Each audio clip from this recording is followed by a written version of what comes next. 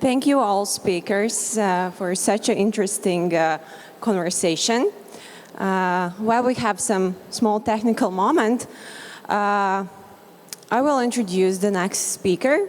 But before, I want to mention that I'm doing my Ph.D. thesis, and I'm writing about innovation ecosystem, how we should put together universities, public service, private service, and also citizens to make or do value for the society. And about innovation ecosystem will speak next speaker, which is Mladjan STOJANOVIC, Program Manager at Katapult Acceleration and Serbia Ventures AI Innovation Fund. His topic is systematic support to a growing innovation ecosystem, Serbian experience. Please welcome on stage. Thank you very much for your kind introduction. Good afternoon, everybody. I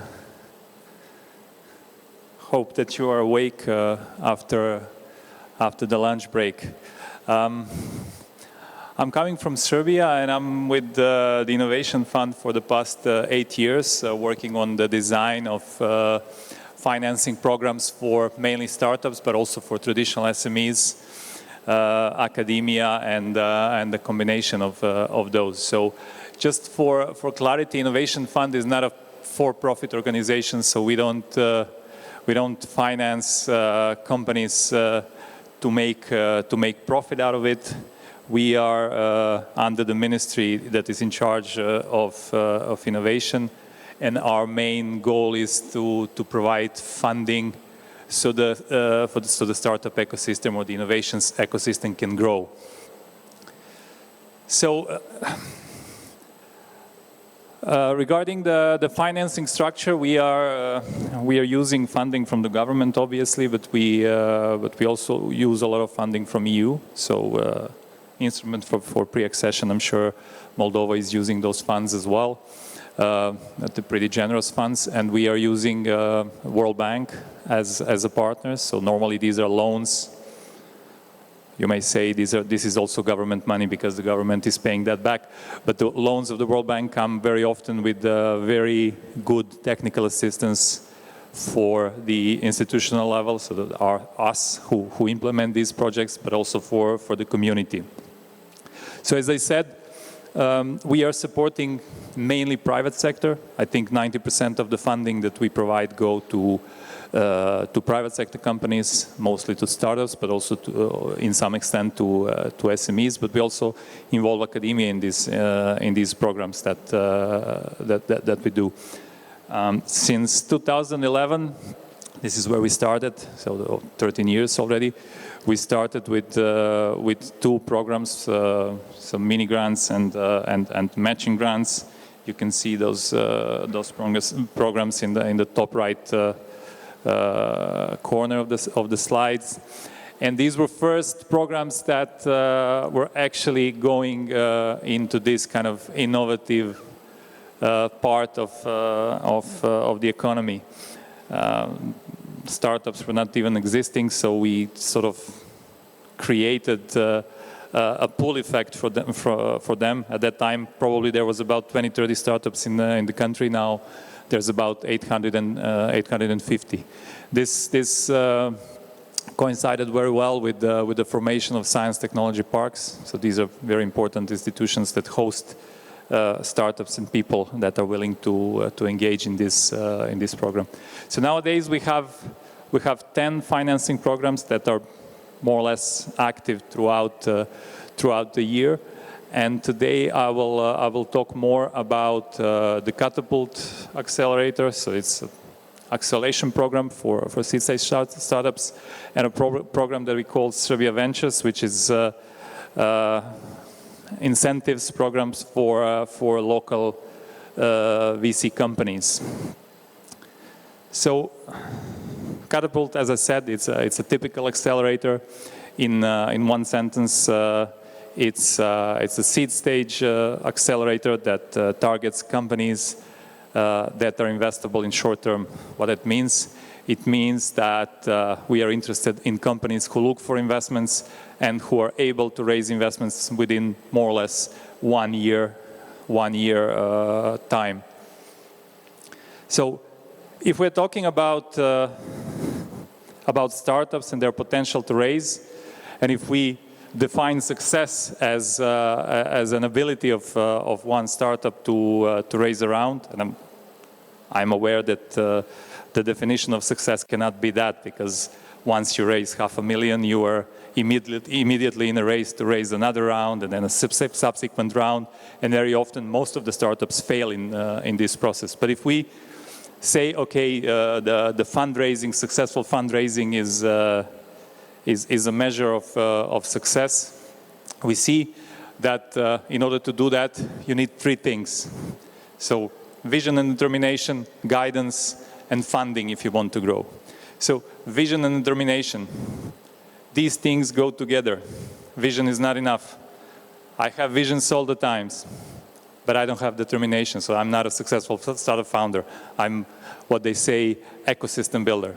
So vision and determination have to be there. And this is what we check when we look at the startups. So we check their vision and we test their determination. And then we combine that with the guidance or the advice, mentorship, call it whatever you want, and funding for growth.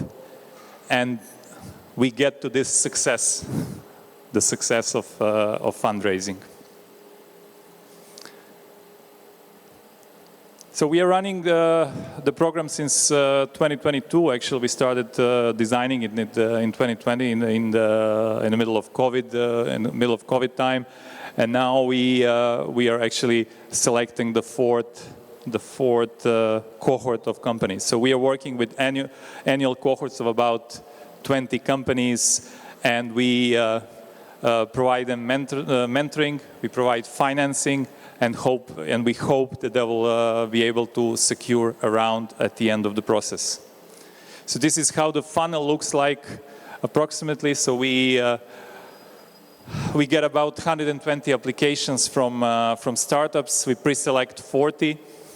About 20 of them end up in the program, and finally 16 startups, 15, 16 startups successfully fundraise. What is important here, that if you want to have these 16 startups successfully fundraising, you have to make sure they are in the first group of 120. And to do that, you have to focus on a very good engagement process. So you cannot just publish a call and say, you go to the national, come to us and we'll help you raise money. You will do nothing if you do so. So we are focusing on working together with organizations who work with startups. We, as a governmental organization, how shall I say, startups don't like government from some reason, and they interact much better with organizations with whom they are close, and these are private sector organizations. So we work with those private sector organizations, with startup hubs, national initiatives. So in that way, we build the trust of the startups. We don't advertise on traditional media. We use digital advertising campaigns through LinkedIn and other social media, because we see this is the most effective way to reach, those 16 if you start with 120. And the process looks approximately like this. So we publish a call in summer, sometimes end of June. We close it mid-October. By the end of the year, or in January, we do pitches of these 40 pre-selected companies, so live pitch in front of the investment committee. We use angel investors as a committee to select which startups are going to enter into the process. So we don't do it ourselves, but we hire people who know to recognize winners. And sometimes in March we start with a program that lasts until about mid-June. So this is the part of the process that deals with the selection. There's another part of the process which is funding. So each startup that enters the cohort get a small funding at the beginning, so 20 or 50,000 euros depending on which stage they are. So we divide the startups into two groups. One are kind of early stage, early seed companies. The other ones are growth stage. So the early seed get 20K, the others get 50K at the beginning. And we expose them to the mentors. And after 3 months, they start fundraising. Whoever successfully fundraises can come to us, apply for additional 300,000 euros. Actually, 300 euros including at entry grant. So that's, how should I say, a nice way to attract startups. It serves as a nice carrot, but it's not enough. As I said, you need vision and determination, so that's what we check. You need guidance and funding. And the guidance is provided by the mentors pool. So we work with about 40 mentors, very, I would say, exceptional group. So we have international experts. Primarily, we get to them through to the World Bank. So we started initially with about 10 people that have no relationship with Serbia.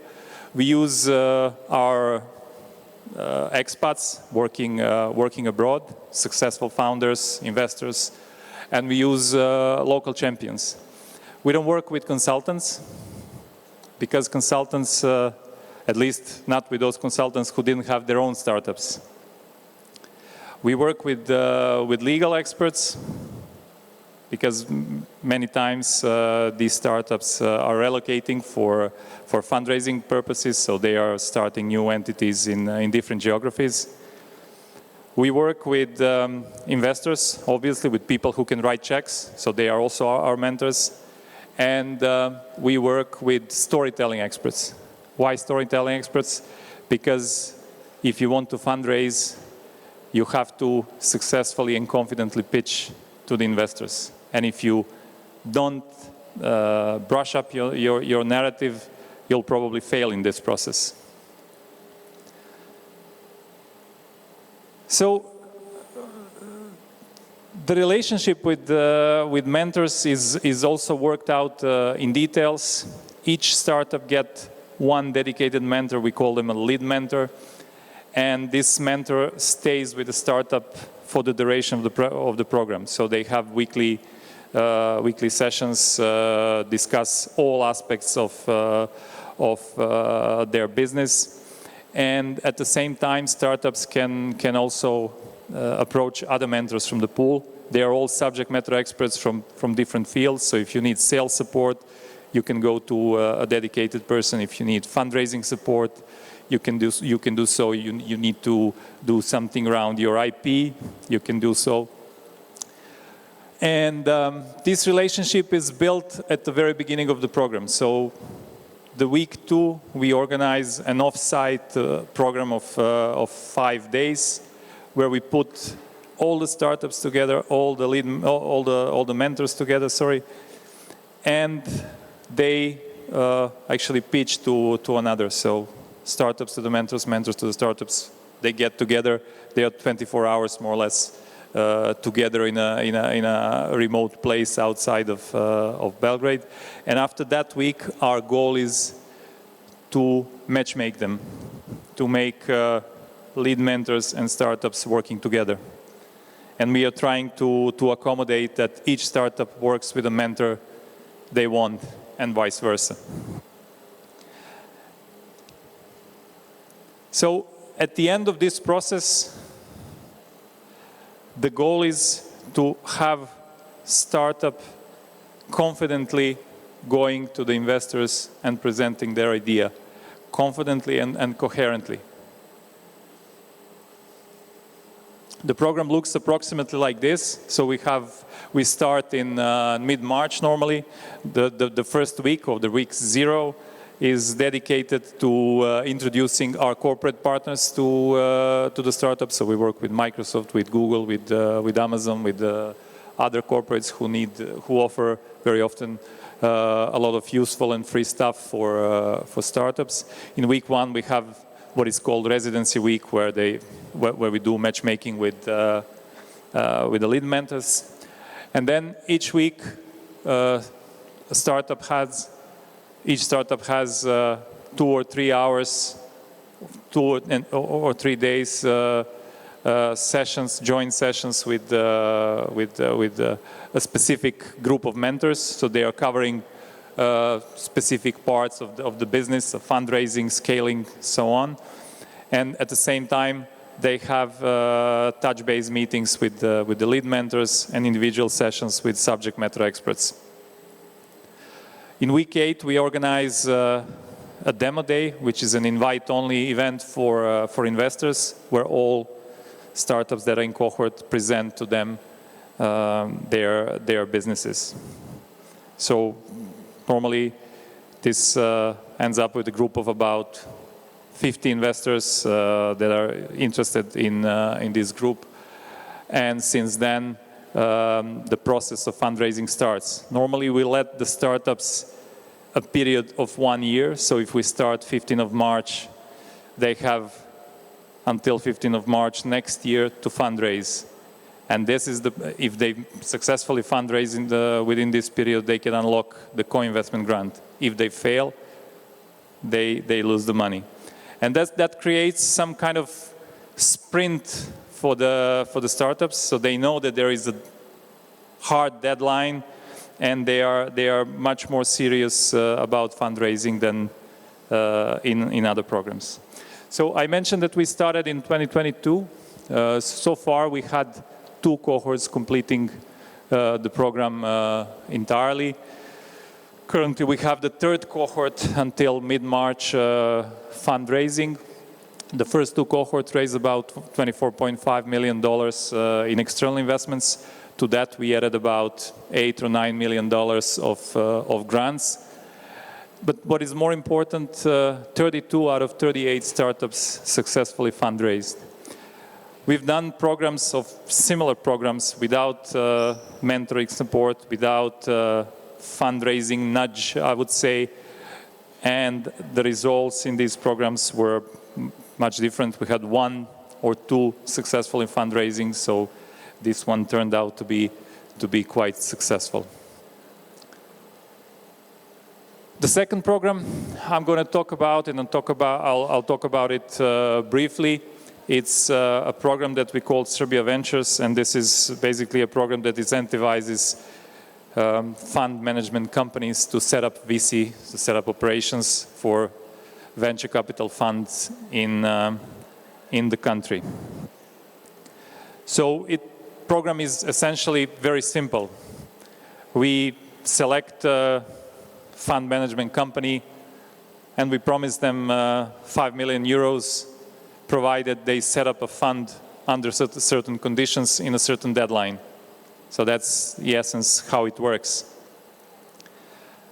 What we want is to motivate those people who think about setting up VC funds, because we realized there are groups who are already fundraising as business angels. So we did that in 2022 as well.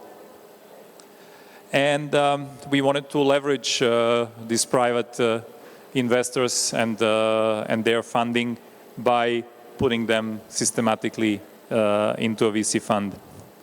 So that, for us, eases the work that we are doing with the startups, because we create parallel vehicle that finances startups that we are also working with, providing them, financing for a step further than we do. Because normally we provide grants and we don't go beyond seed stage in funding. Regarding the setup of the program, so we give tickets of 5 million euros per VC fund, and we are the first limited partner in this kind of relationship. So normally, how it works, we publish a call and we invite all interested fund managers, existing or aspiring, to come to us. It's very easy. You just set up a normal company, limited liability company, and you set it up with the general partners, so the founders who will run the VC fund, and we ask them to come to us with a business proposal. And we have a couple of conditions. So one condition is that we don't want to hold more than 50% of the VC fund. So we want to be below that threshold. We don't want to make decisions. We don't want to make financing decisions, investment decisions in the fund. It's up to them. We want that our ticket, so if the ticket is 5 million, we want at least 7.5 million to be invested in Serbian startups. And we want that each fund management company have investment of their own money in the fund. So at least 1% of the total fund size should come from the general partners or the fund management company. That ensures the skin in the game, and that shows us that they are not here only for the management fee. Typical setup of the fund is the annual 2% management fee on average across 10 years lifetime of the fund, 6 to 8% hurdle rate, and 20% split of the returns above the hurdle rate. So in 2022, we had a call for 3 venture capital funds. Unfortunately, we selected only 2 because other applications were not good. So these are 2 that you can see, Fifth Quarter Ventures and Amorica Ventures. So these are funds already set up, invested in about 8 companies. In 2023, last year, we had a dedicated call for a biotech VC, so a VC that would focus on biotech startups. And that was awarded again to the Fifth Quarter Ventures because they had the best proposal. So there will be a fund management company that manages 2 funds. And just a few weeks ago, we finished the selection process for the fund that would focus on startups on artificial intelligence. So that's something that will happen over the course of next year. So what are the lessons that we learned in this process? So I would say it's too early to speak about whether this is a successful program or not, because we have to wait for at least a couple of more years. But what we see now that the fundraising for the local fund is pretty hard. We realize that the fund management company is pretty much limited to the retail investors, so individuals, high net worth individuals. Commercial banks, insurance companies, they are not allowed to invest in alternative investment funds. That's the current regulation in the country. So the institutional investors, international institutional investors like European investment funds, IFC, EBRD, they don't really have appetite for investing in jurisdictions they don't know, and Serbia is obviously a jurisdiction that is unknown to them. In fact, they are investing pretty much only in the funds registered in Luxembourg. So the market, another thing that didn't really go well was the market. Since mid-2022, the market for startups was really tough, and especially with the global inflation, the whole mathematics behind the VC fund was totally unsustainable. So hopefully inflation will stabilize and they will have easier time. And essentially, while this is still ongoing and while this regulatory framework is not prepared well. €1 invested from, Luxembourg-based fund to a startup compared to €1 invested from a Serbian VC is still more affordable and easier to get. Thank you very much. I am open for any questions if you have. Otherwise, I'll be here so you can talk to me in the breaks.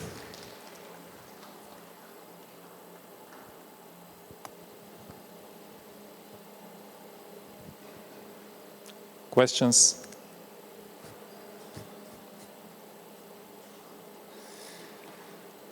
Okay, thank you very much. I guess everyone is thinking and considering how to move to Serbia.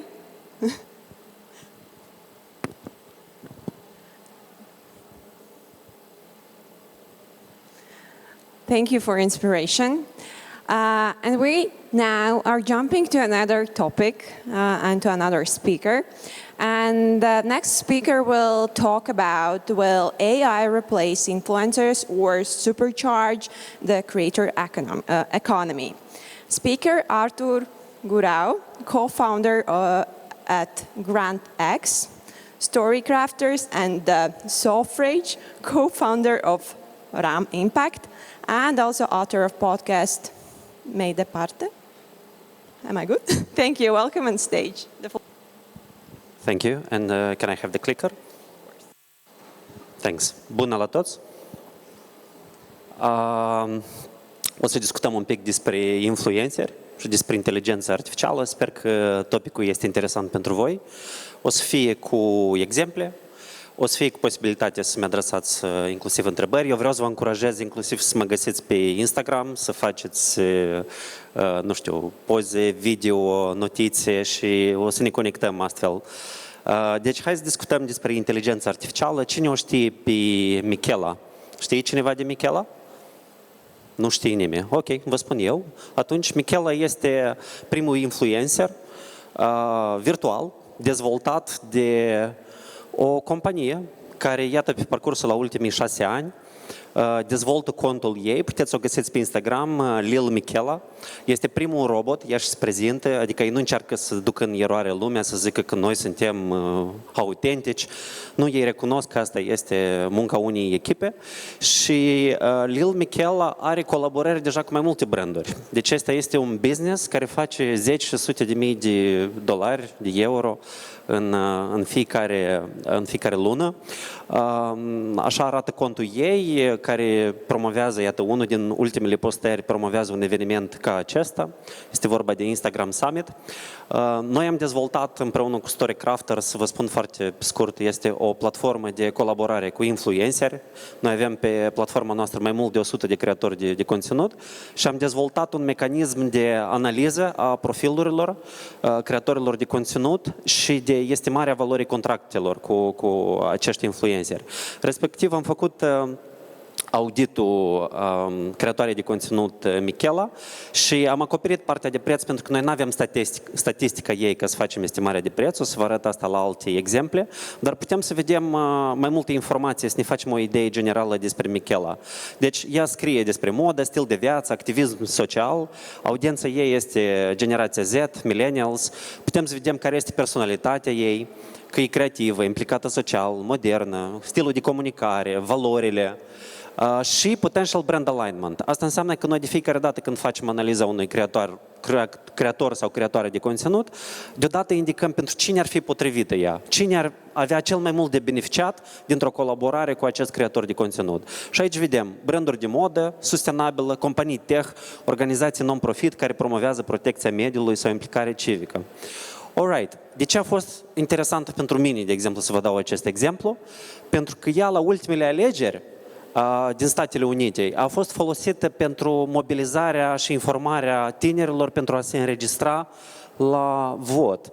Și da, tot cu ajutorul la instrumentul nostru StoryCrafters putem să vedem analiza profilului. Deci noi scanăm tot profilul text, audio și video pe care este postat de un creator și putem să ne facem o impresie generală. Respectiv, vedem că se observă o preocupare pentru subiecte precum votul, sustenabilitate și protecția mediului. Da? Mai promovează evenimente, companii, are parteneriate, folosește AI pentru protecția mediului, dar asta ne permite să economisim foarte mult timp în loc să studiem ore întregi de conținut. Făcând o astfel de analiză, putem să ne facem o impresie generală, să avem un portret al creatoarei de conținut. Dacă vedeți, este alături un screenshot de pe Spotify. Această creatoare inclusiv produce și piese și este ascultată de câteva zeci de mii, 140.000 de persoane văd că în fiecare lună ascultă muzică creată de Michela. Am început cu acest exemplu ca să vă arăt că chestia asta nu este ceva ce noi vorbim despre viitor, dar asta se întâmplă acum și asta este un model de business actual și valabil care poate fi explorat și în Moldova, doar că înainte de a arăta cum lucrează acest business model, vreau să fac o incursiune pentru ca să ne dăm seama cam unde suntem noi acum în termenii de cum noi consumăm informația. Pentru că noi suntem acum practic în al patrulea val de modificare a faptului cum noi consumăm informația. De la început au fost pur și simplu site-urile care au apărut la începutul anilor 90, da? După asta Google a organizat informația, asta a fost al doilea val mare de informații și un model de business care a dominat lumea digitală și după asta rețelele sociale. Da? Au venit, au apărut și au dus la faptul că atenția noastră este concentrată cel mai mult spre Facebook, spre Instagram, TikTok și așa mai departe. Acum, migrația atenției la generațiile noi, practic, a plecat foarte, foarte departe de televizor. Eu vreau să vă spun că eu 15 ani în urmă, când am început să lucrez în domeniul comunicării, mă ocupam cu planificarea bugetelor pentru campanii pe TV. Eu administram bugetele la Molcel, Mobias Bank, Nestlé și mă ocupam cu distribuția bugetelor la TV. Și eu am văzut și de mulți bani se cheltuie în domeniul ăsta și asta așa e de ineficient, pentru că la TV se uită practic numai bătrâni. Asta este adevărul. Bătrânii stau acasă și se uită la TV. Și în afară de bătrâni care se uită la televizor, se uită copiii și, mă rog, persoanele active, care sunt în câmpul muncii, se uită la desene animate, dar și la date meteo. E că la asta se uită persoanele. Acum, creatorii sunt cei care atrag cel mai multă atenție. Da. Cum lucrează creatorii? Care este modalitatea prin care ei revoluționează practic un model care este non-mecanizat. Dacă Google și rețelele sociale au dezvoltat algoritmi care să capteze și să mențină atenția noastră, creatorii fac asta de o manieră mult mai autentică și mult mai umană, prin recomandări sau numite brand endorsement, adică recomandarea unor branduri sau produse, și prin word of mouth, adică prin practic faptul că noi vorbim de la persoană la persoană, facem ca ceea ce se mai numește social buzz. De asta noi am dezvoltat platforma noastră, care mai întâi se numea influence.media, inclusiv și acum puteți găsiți această platformă online sau pe Instagram Influence Moldova, care permite creatorilor de conținut să formeze parteneriate și să le monetizeze, să-și dezvolte aptitudinile lor, să ne asigurăm că clienții noștri primesc de la creatori și sunt aliniați în termeni de obiective și să avem colaborări predictibile și foarte sigure pentru toată lumea. Pentru că una din cele mai mari temeri pentru branduri și pentru companii este că ei o să colaboreze cu cineva și eu să intră într-un vreun scandal și asta mai mult o să-i afecteze decât o să-i ajute. De asta 80% din companii sunt reticente să lucreze cu influenceri. Nu că influencerii nu le-ar da tare motive să creadă așa, pentru că într-adevăr foarte mulți mai calcă și strâmb. Acum, hai să vedem care sunt avantajele să lucrezi cu un influencer digital, cu un influencer virtual, pentru că ei o să apară pe viitor, cu siguranță. Deci, asta din punct de vedere a consistenței și scalabilității este mult mai practic, pentru că tu poți să creezi măcar și 10 postări cu un creator de conținut. Cu ajutorul inteligenței artificiale asta este foarte posibil și nu depinzi foarte mult de natura umană și de latura și de, lapsurile umane pe care ți le oferă un creator de conținut adevărat. A doilea avantaj este partea de eficiență a costului. Acum, unele colaborări cu unii creatori costă 1000 de euro. Dar cu ajutorul unor influenceri virtuali, asta se rezumă câteodată la câteva zeci de euro. Da? Și data-driven precision, adică tu poți să ții cont exact de ceea ce îți dorește audiența, comunitatea și să răspunzi exact necesităților și dorințelor lor. Da, și dacă vedeți, aici am pus o imagine cu Machela, aceeași influencer virtuală despre care v-am povestit și care promovează participarea la vot. Your vote matters. De ce am studiat anume exemplul Machele? Pentru că anul ăsta, când am fost contractați să promovăm participarea la alegeri în rândul diasporei, am vrut să văd dacă este oportun sau nu să folosim influenceri digitali. Și până la urmă am renunțat la această idee pentru că ne-am dat seama că în Moldova potențialul de lucru cu creatorii noștri autentici, adevărați, nu este valorificat nici măcar la 40%. Dar încă mai începem să lucrăm cu influenceri virtuali. Deci noi în Moldova avem foarte, foarte mult de lucru și de dezvoltat, de crescut în domeniul lucrului cu creatorii autentici. Aceasta este doina. Probabil unii dintre voi o știu, o urmăriți. Dacă nu o urmăriți, eu vă recomand să o urmăriți. Eu o consider unul din cei mai buni creatori de conținut din Moldova, iar are contracte de colaborare cu branduri internaționale de zeci de mii de dolari, are mai mult de 1 milion de urmăritori pe Instagram. Ea a fost una din persoanele care s-au implicat și au ajutat la promovarea informării și mobilizării reprezentanților diasporei ca să participe la vot, pentru care am folosit hashtagul YesLaVot.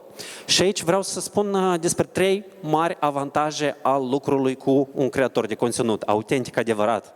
Deci nu cu unul AI, dar cu cineva care are cu adevărat încredere.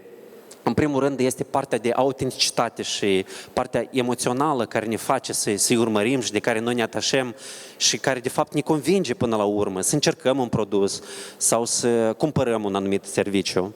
Partea de încredere și credibilitate este cel mai mare avantaj. Da? Pentru că noi dacă vedem pe cineva, vedem cum se comportă cu familia, cu sora, cu mama, pe unde merge, spunem, dar și noi trecem pe la Valea Morelor, dar și eu am fost pe la Shopping Moldova. Deci ne creează partea asta cumva de conexiune cu aceste persoane și pentru că, cum se spune în engleză, we can relate, da? Deci putem să spunem că găsim chestii în comun, atunci când persoana respectivă povestește ceva interesant, suntem și noi interesați. Da? Și partea a treia, care este de asemenea foarte importantă, este partea de creativitate și adaptabilitate culturală care este racordată la locul nostru. Cum se spune că we have to think global and act local. Foarte des sunt persoane care vin din străinătate și care nu înțeleg contextul local. Și să mai spun, este expresia care mie foarte tare îmi place, se numește Culture Eats Strategy for Breakfast. Tu poți să ai o strategie, Doamne ferește, și de bună, dar dacă tu nu ții cont de aspectele și specificul local, apoi degeaba tu ai strategii. Pentru că contează cu adevărat să ai sinergie, de fapt, cu locul, da, unde tu vrei să influențezi sau să comunici. Și nu toți creatorii sunt la fel de creativi. Există creatori care au foarte zeci de mii de urmăritori pe care știm noi cum ei au adunat prin concursuri și așa mai departe, dar credibilitatea lor este foarte apropiat de zero, dacă sunt sincer. Și invers, sunt creatori care au poate 5, 10, 15, 20 de mii de urmăritori, însă au un nivel de creativitate foarte ridicat. Și aș vrea să atrageți atenția la partea asta și să vă alegeți cine sunt creatorii pe care voi urmăriți. Noi am făcut 2 ani în urmă primul studiu aprofundat al creatorilor de conținut din Moldova, în care am analizat strategiile, tacticile, scenariile, dar și riscurile acestor creatori. Am făcut asta pentru un client, înainte să facem o campanie foarte importantă de informare cu privire la eficiența energetică în Moldova, ca să explicăm care sunt riscurile, cum se formează prețul la electricitate și așa mai departe. Dar asta am făcut cu un efort tare mare, care au fost tare multe nopți, inclusiv de lucru, mai mult de 20 de persoane implicate, nopți la Mediacore, unde noi lucram, unde scriam această cercetare cu 50 de creatori. Însă anul ăsta, înainte să începem campania YesLaVot, campania de mobilizare a participării diasporei la vot, noi asta am făcut mult mai repede, cu mult mai puține persoane și cu ajutorul inteligenței artificiale. Și o să vă arăt cum asta am făcut pe un exemplu real, care să vă fie interesant și vouă. Noi doar am avut referendum pe 20 octombrie. Deci, în primul rând, ne-am uitat noi la cercetările existente. În iulie, International Republican Institute a făcut așa un studiu foarte interesant, pentru prima dată a întrebat care sunt personalitățile din Moldova Moldova care nu sunt politicieni, în care aveți încredere. Și ce am văzut noi? Astea sunt răspunsuri deschise. Emilian Crețu, Gonța, Dorin Galben, Morari, Rață, Durbal și așa mai departe, da? Nata Albot, Zinaida Julia. Bun, pentru că am înțeles cam care sunt top 3, top 5 persoane în care moldovenii au încredere, răspuns deschis din cap, ne-am dus noi frumușel la nenea Dorin Galben și am spus: Dorin, tu ai un scor destul de bun, mediu, tu ești cel mai urmărit YouTuber din Moldova. Ai vrea să te implici în campania noastră? Așa arată profilul care noi l-am făcut încă 2 ani în urmă pentru Dorin, în care noi explicam pentru toată lumea că este o personalitate care colabora atunci încă cu TV8, făcea Freedom, fără protocol. Înainte de asta era pur și simplu vlogger, făcea un show care se numea un show de 2 galbeni. Și noi am făcut 2 ani un experiment foarte interesant. Noi cu un focus grup de 20 de persoane, pentru fiecare persoană am calculat nivelul de încredere. Întrebarea era în felul următor: cât de tare tu ești cumva tentat să implici această persoană ca să-ți promoveze brandul sau afacerea ta. Și noi pentru fiecare influencer din ăștia top 50 am calculat nivelul de încredere. La Dorin era 6. Ceea ce, mă rog, nu e foarte bine, dar nu e nici rău. Și putem să vedem aici și niște informații generale ca să ne dăm seama de cât este de previzibilă această persoană. Da, este așa o întrebare cum ar fi resilience to fake news. Și acum foarte mult se discută. Noi avem, din păcate, foarte mulți creatori de conținut care nu sunt foarte rezilienți și care nu înțeleg, nu știu cum să facă diferența dintre o informație veridică și una care nu este veridică. La Dorin este very high resilience to fake news, respectiv și recomandarea noastră potential for collaboration, yes. Pentru că de asta se adresează brandurile și companiile la noi. Ei știu că noi suntem experți în domeniul ăsta, respectiv noi le dăm o recomandare și facem ca aceste colaborări și sinergii să fie cât mai eficiente. Respectiv, noi am inserat în cel mai popular show pe YouTube-ul din Moldova, în interviurile fără protocol, un calup de publicitate care informa pe cei din diaspora despre platformele care le sunt dedicate. Despre site-ul diaspora.check.md votează și de faptul că anul ăsta, în comparație cu perioada precedentă, avem mult mai multe secții de vot peste hotarea. Emilian Crețu, vedeți, noi am pus acolo un nivel de trust și nu noi l-am pus, asta este cumva percepția celor care lucrează în industrie, că nu este cel mai de încredere, dar este unul din cei mai urmăriți, da, creatori de conținut din Moldova. Și el, de asemenea, are o voce importantă în mediul nostru informațional. Respectiv, atunci, noi nu l-am abordat pe el, dar atunci când el a considerat necesar să-și spună care este poziția lui și probabil ați văzut că ceea ce el a postat a fost urmărit de 10.000 de persoane, da, unul din motive pentru care noi nu l-am implicat este pentru că el practic are o asociere indirectă cu unul din candidații politici și noi am fost extrem de atenți și sensibili la acest aspect, dar atunci când el a lansat un mesaj bun, noi am luat acest mesaj și l-am amplificat. Noi l-am dat inclusiv ca exemplu, pentru că cum se spune mai nou în Moldova, când trebuie de iubit, iubim, când trebuie de criticat, criticăm. În afară de asta, împreună cu colegii mei, cu Cezara și cu Cornelia, am realizat videouri scurte, reels-uri informative pentru fiecare din țările unde noi aveam secții de vot, cu hashtag-uri care au fost targetate și share-uite cu ajutorul creatorilor din conținut din acele țări. O creatoare de conținut care are un nivel foarte înalt de încredere este Lilu. Noi cu Lilu am colaborat și 4 ani în urmă pentru o campanie de mobilizare și informare la vot și anul acesta. Ea de asemenea, și aici, apropo, puteți să vedeți în partea dreaptă cam cum lucrează platforma noastră. Este un MVP pe care noi îl folosim acum pentru toți creatorii de conținut cu care noi lucrăm. Și acesta este o estimare a valorii contractului, apropo. Pentru că, de fapt, colaborarea, mai ales când este vorba de campanii sociale, este mult mai simbolică, mult mai mică. Pentru că există cumva un preț pentru companii comerciale, dar când este vorba de ceva legat cu impact social, educativ, mai ales că Lilu este foarte sensibilă și foarte deschisă pentru colaborări cu cauze sociale,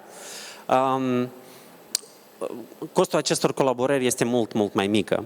Dar datorită faptului că, nivelul de încredere în influencerul Lilu Jovan este foarte mare, 2, calitatea creativității, pentru că dacă vedeți și analizați conținutul ei, o să vedeți o abordare foarte creativă, foarte atentă și foarte migăloasă asupra conținutului ei, dar și datorită faptului că are un reach foarte mare, adică ajunge la foarte multe persoane. Noi cândva făceam un calcul și ne uitam că un influencer care lucrează la o televiziune are o audiență de 3 ori mai mare ca televiziunea la care lucrează. Deci o să repet asta, pentru că e important. Un influencer care lucrează la o televiziune are câteodată de 3, 4 și mai multe ori mai mare impact decât televiziunea la care lucrează. Respectiv, ne-am uitat și la caracteristicile profilului lui Lilu și aceasta a fost de asemenea una din cele mai importante voci care inclusiv au participat la informarea diasporei noastre. Doina Danielean, altă creatoare de conținut, care este și host, a fost host la radio, dar din câte știu o să revină. Putem să vedem aici și analiza pe care a făcut-o platforma noastră pentru profilul ei. Lifestyle, cu accent pe familie, gastronomie, evenimente, audiența, publicul larg din Moldova. Partea de personality, prietenoasă, optimistă, activă, implicată în comunitate, orientată spre familie, communication style, informal, prietenos, valori, cauze, importanța familiei, promovează produse, servicii locale și potential brand alignment, restaurante, branduri de produse alimentare, magazine de haine, servicii de bancare și așa mai departe. Deci această analiză se face cu, o să vă spun un mic secret, care cred că singur v-ați dat seama, asta nu noi am scris. Asta este generat de AI, da? De platforma cu care noi lucrăm. Altă creatoare, Superana.media, dacă nu o cunoașteți pe ea, este producătoarea emisiunii Dora Show, a fost producător la Jurnal TV, vă recomand de asemenea să urmăriți. Deci postările ei a ajuns, de fapt, cu toate că ea nu are foarte mulți urmăritori, ea are vreo 10.000 de urmăritori, dar ceea ce a postat ea a fost repostat și a devenit viral. Deci câteodată ca un anumit conținut să devină viral, nu trebuie să ai neapărat mulți urmăritori. Trebuie ca ceea ce faci tu cu adevărat să atingă niște coarde sensibile, emoționale a persoanelor și ele o să transmită asta mai departe, o să reposteze. Da, și mulți alți creatori, cum Olga Manciu, v-am zis de Doina, Miron Cristina, care a fost super implicată în această campanie și care inclusiv a lansat a fost una din persoanele care a lansat acest challenge pentru turul 2 al alegerilor, cu diaspora 300.000, dacă ați văzut.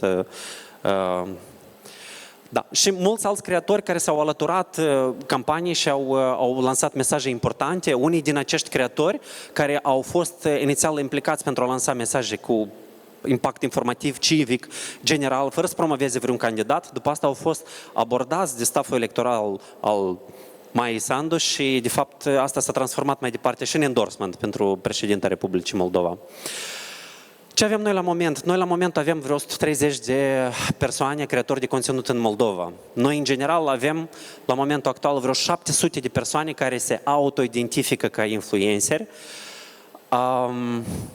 La campania asta, care a trecut, aproximativ 300 de persoane. Din aceste 700 de persoane, aproximativ 300 de persoane au participat la informare, să spună care este părerea lor. Noi ne dorim foarte mult să identificăm creatori de conținut, noi, în toate regiunile Moldovei, inclusiv rezultatele alegerilor ne-au arătat că asta este nevoie, în mod special în nord și în sud, pentru că este nevoie de mai multe voci credibile, autentice în regiuni și noi avem modalitatea nu doar să identificăm, dar și să le ajutăm la creșterea și dezvoltarea lor.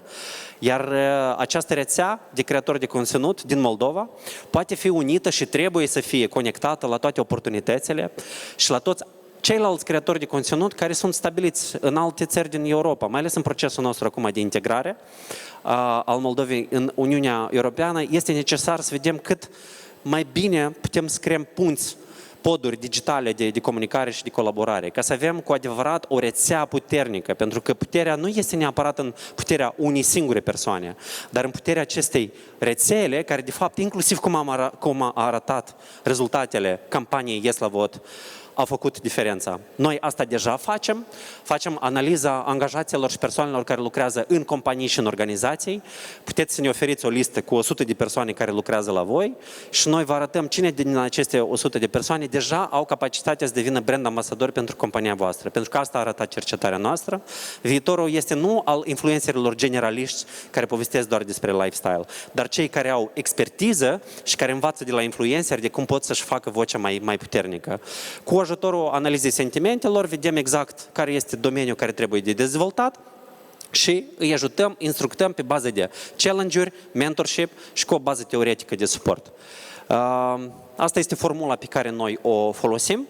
Deci creăm conținut diferențiat, creștem o audiență, creștem încrederea, promovăm brandul și deja cu acest capital de încredere, asta poate să ne ajute să reinvestim, să promovăm, să lansăm noi afaceri, să promovăm noi produse și așa mai departe.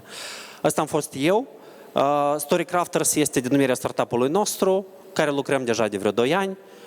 Noi nu prea participăm la astfel de evenimente, pentru că noi preferăm să ne orientăm cu adevărat pe soluționarea problemelor și solicitărilor clienților noștri, dar puteți să mă găsiți pe Telegram, pe Instagram și pe Moldogram, asta e telefonul meu. Dacă aveți întrebări, vă ascult.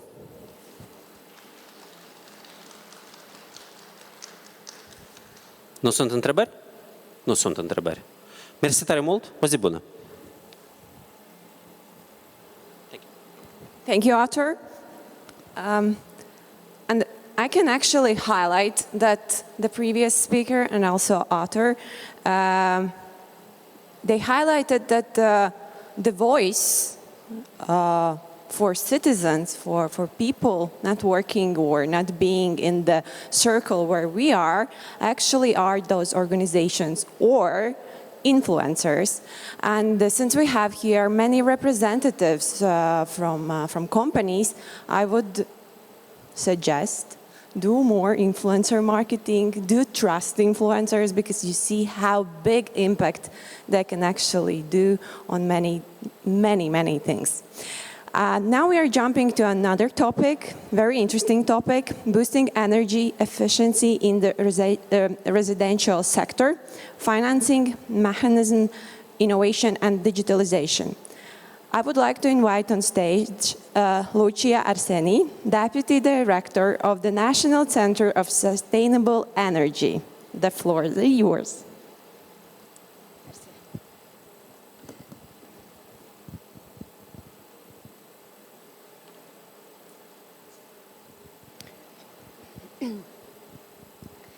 Bună ziua tuturor! Mă bucur foarte tare să fiu prezentă la acest eveniment, acest forum foarte interactiv, interesant, cu foarte multe inovații.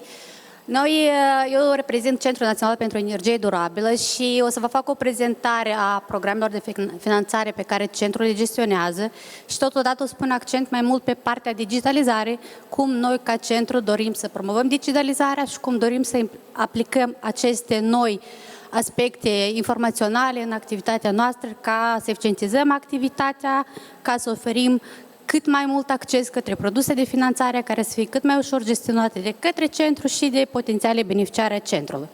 Deci, Centrul Național pentru Energie Durabilă este o instituție publică care are, practic, misiunea de a promova și a prezenta soluții de eficiență energetice care să asigure către o tranziție energetică și să asigure un viitor sustenabil și durabil. Centrul Național pentru Energie Durabilă este o instituție care are 2 componente și 2 dimensiuni. Prima dimensiune este promovarea politicilor statului în domeniul eficienței energetice, este promovarea în domeniul valorificării surselor de energie regenerabile și este a doua dimensiune care este promovarea și implementarea programelor de finanțare în domeniul eficienței energetice și inclusiv promovarea surselor de energie regenerabile. Pentru anul 2024 sunt în implementare 4 programe de finanțare. Primul program este Eco-Voucher, cu detalii o să vin mai târziu. Al doilea program este programul FERM, Fondul de Eficiență Energetică pentru sectorul rezidențial, iarăși o să revin cu detalii. Avem, desigur, un proiect GCIP implementat cu suportul UNIDO. Acesta este un proiect care finanțează startup-uri și acum avem practic un concurs, sunt mai multe startup-uri care concurează, sunt instruite și pe data de 6 decembrie noi să avem gala ecoenergetică și în cadrul acestei gale o să fie finanțate aceste 5 startup-uri care să beneficieze de un grad de $10.000 pentru implementarea pe parcursul anului viitor a activităților și a ideilor inovaționale care și le-au propus. Și avem un nou proiect care iarăși este la o etapă de pilotare, este proiectul Superesco, iar este un mecanism de finanțare, este un mecanism inovator cu niște soluții inovatoare ca să oferim acces cât mai răspândit la instrumente financiare pentru autoritățile publice. Cu privire la fondul de eficiență pentru sectorul rezidențial, acest fond are ca scop să eficientizeze consumul de energie în clădirile rezidențiale. Este foarte important de spus că în Republica Moldova consumul în clădirile rezidențiale reprezintă practic 50% din consumul de energie total al țării și este un consum practic este ineficient și avem potențial foarte mare de a investi în acest domeniu, de a economisi și de a eficientiza consumul de energie.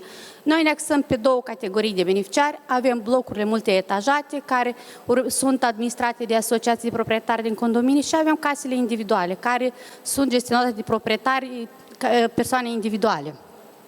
Scopul acestui program este ca să oferim, să dezvoltăm instrumente financiare, ca să ofere accesul la produse și la resurse cât mai accesibile pentru toți consumatorii din Republica Moldova. Acest program este pe perioadă de 3 ani și este de perioadă de implementare până în 2027. Practic ne-am setat ca scop ca în cadrul acestui produs, acestui program, să reabilităm mai mult de 370.000 de metri pătrați în clădiri rezidențiale și să reabilităm mai mult de 130.000 de metri pătrați în case individuale. Totodată, mai mult de 75% din proiectele noastre urmează a fi distribuite către blocuri multietajate și mai mult de 50 proiecte urmează a fi implementate în orașele unde pot fi conectate la sistemul centralizat de încălzire. Avem un buget pe parcursul a următorilor 3 ani de peste 85 de milioane de euro. Acest buget este colectat atât din surse interne, cât avem parteneri care ne ajută la finanțarea acestor surse. Dar urmează a fi atrase mai multe resurse financiare. Cu produsele de finanțare pe care le avem la moment aprobate, avem două produse de finanțare. Unul este dedicat blocurile multietajate, al doilea este dedicat la casele individuale cu grad de vulnerabilitate extremă. Pentru blocurile multietajate se oferă un grant de până la 70% din valoarea lucrărilor, iar pentru case individuale este un grad de 50%. Totodată, pentru gospodăriile vulnerabile se oferă și 50% pentru casele care au 90% din valoarea contribuției, pentru casele care au grad de vulnerabilitate extremă. Deci, practic, contribuția finală a beneficiarului este 5% din valoarea proiectului. Și lucrările eligibile sunt lucrări standarde, izolări de pereți, acoperiș, subsol, înlocuirea sursei de producere a energiei, înlocuirea ferestrilor, modernizarea sistemului de încălzire, sisteme fotovoltaice, sunt și stații de încărcare a mașinilor electrice. Dar ce ține pe partea de digitalizare, noi planificăm un nou produs de finanțare care urmează a fi lansat în anul viitor și acest produs de finanțare va fi dedicat tuturor caselor individuale și noi planificăm ca acest produs de finanțare să fie implementat prin cadrul unei platforme și această platformă să ofere accesibilitate ca toate proiectele să fie gestionate într-un mod digital. Respectiv, noi planificăm ca toți beneficiarii să poată accesa aceste platforme, să aibă acces la informație, să poate depune toate aplicațiile prin finanțare prin această platformă. La o etapă ulterioară ne propunem ca în cadrul acestei platforme să aibă loc și o etapă de evaluare, o etapă de identificare pentru a evita cât la maxim influența factorului uman în procesul de evaluare. Și din aceasta noi sperăm totuși la un moment dat să ajungem ca această platformă să evalueze până la o etapă foarte aprofundată, ca noi doar să mergem spre unele verificări suplimentare, dar platforma să ne ajute cumva ca noi să gestionăm într-un timp scurt, să oferim posibilitatea de a finanța cât mai multe proiecte, pentru că prin această platformă o să fie practic înlocuite activitatea la un număr foarte mare de persoane care la moment chiar nu este posibil să-l angajăm și să-l implicăm în aceste activități. Deci, platforma pe care noi ne-o propunem, soluția digitală, o să fie o soluție de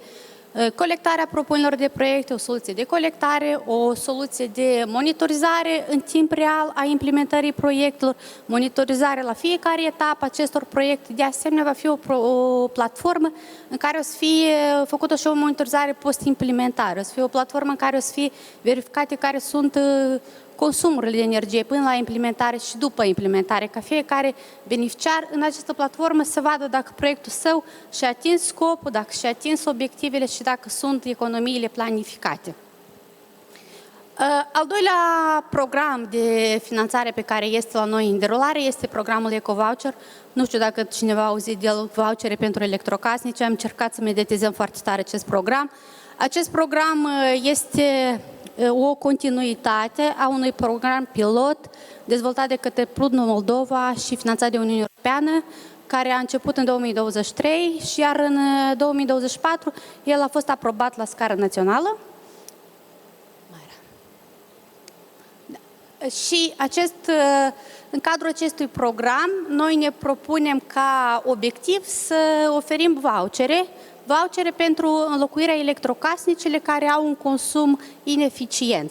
Respectiv, noi oferim în baza unei platforme digitale, acesta este un program care este gestionat practic 70% în mod digital și este utilizat împreună cu sistemul de compensație gov.md, sistemul în baza căruia au fost oferite alocații pentru gazele naturale, energie termică consumatorilor de întreaga țară. Și scopul programului, iarăși este un program pe 3 ani, și scopul acestui program să oferim practic vouchere la mai mult de 150.000 de gospodării din întreaga țară. Sunt diferite vouchere la diferite valori nominale în funcție de gradul de vulnerabilitate a fiecărei gospodării. Deci dacă este o gospodărie care are un grad de vulnerabilitate extrem, atunci ei pot să primească un voucher de 7.000 de lei. Cei cu grad de vulnerabilitate foarte ridicat pot să primească un voucher de 6.000 de lei, iar cei cu categorie de vulnerabilitate ridicată pot să primească un voucher de 5.000 de lei. Totodată, acest voucher poate să acopere doar 70% din valoarea unui electrocasnic care poate fi achiziționat. Ca electrocasnice eligibile, acum sunt în sesiunile lansate, sunt frigidere, inclusiv frigidere care au congelator integrat și sunt mașini de spălat care au inclusiv uscător.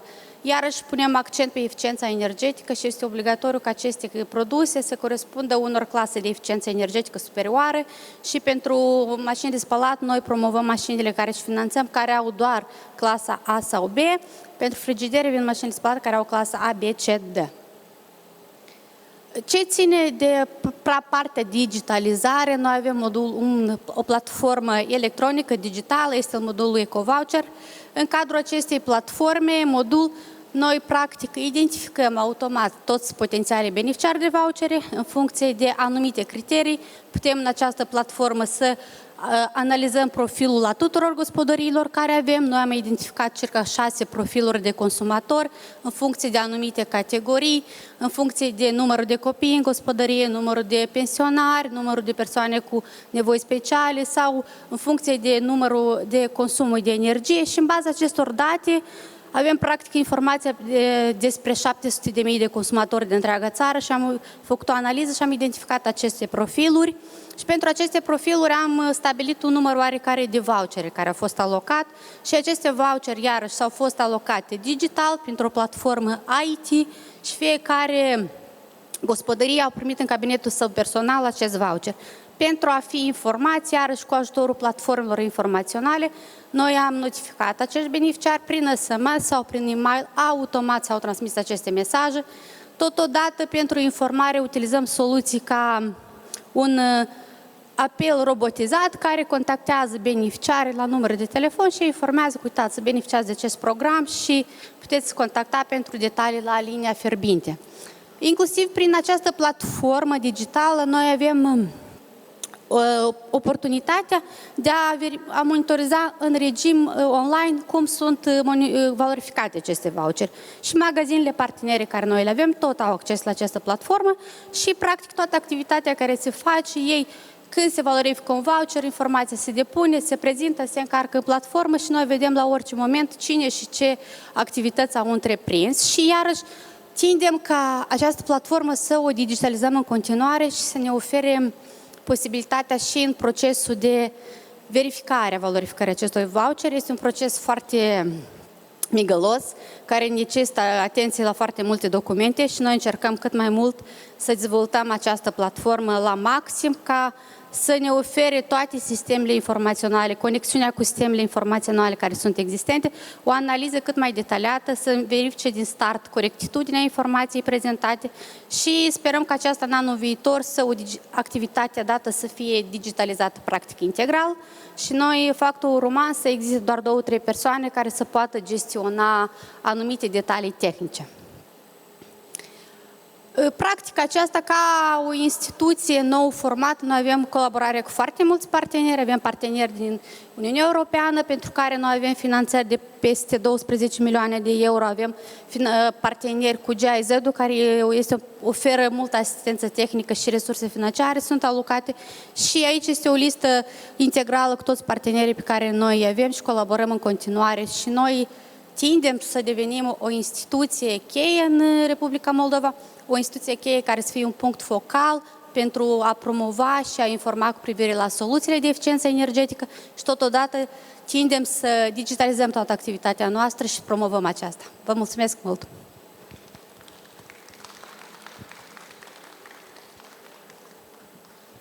Dacă sunt întrebări,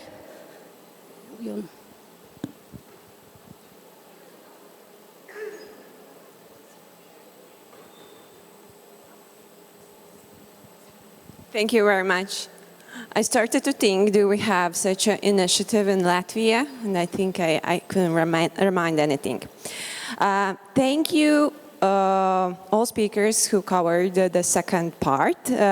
Now I want to ask you to join for a very short break, but do not go home because after the break we will have two great speakers, one from Latvia, one from Lithuania. From Latvia we will have Valters KAŽE, he will be online, and here on site we will have from Lithuania Darya ORLOVA covering very interesting topics. Enjoy the coffee break and see you very soon. To continue with next three speakers. The first one I'm very honored to introduce because he's a colleague of mine from Latvia, University of RISEBA. Valters KAŽE, who is Vice-Rector for Research and Development and also Associate Professor at RISEBA. And he will talk about digital leaders, how digitalization and AI revolution shape companies' leadership. He will be online, so Valters, the floor is yours. Thank you, thank you. And well, it's my pleasure to be here with you, at least in a virtual way, because unfortunately I couldn't do this today, but still I'm hoping to share some insights into the leadership of the digital age. Why am I going to talk about this? This is because generally I lead a double life. It doesn't mean that I'm James Bond, but I have shared my life in between the academia, to which Zane already referred, and innovation consultancy.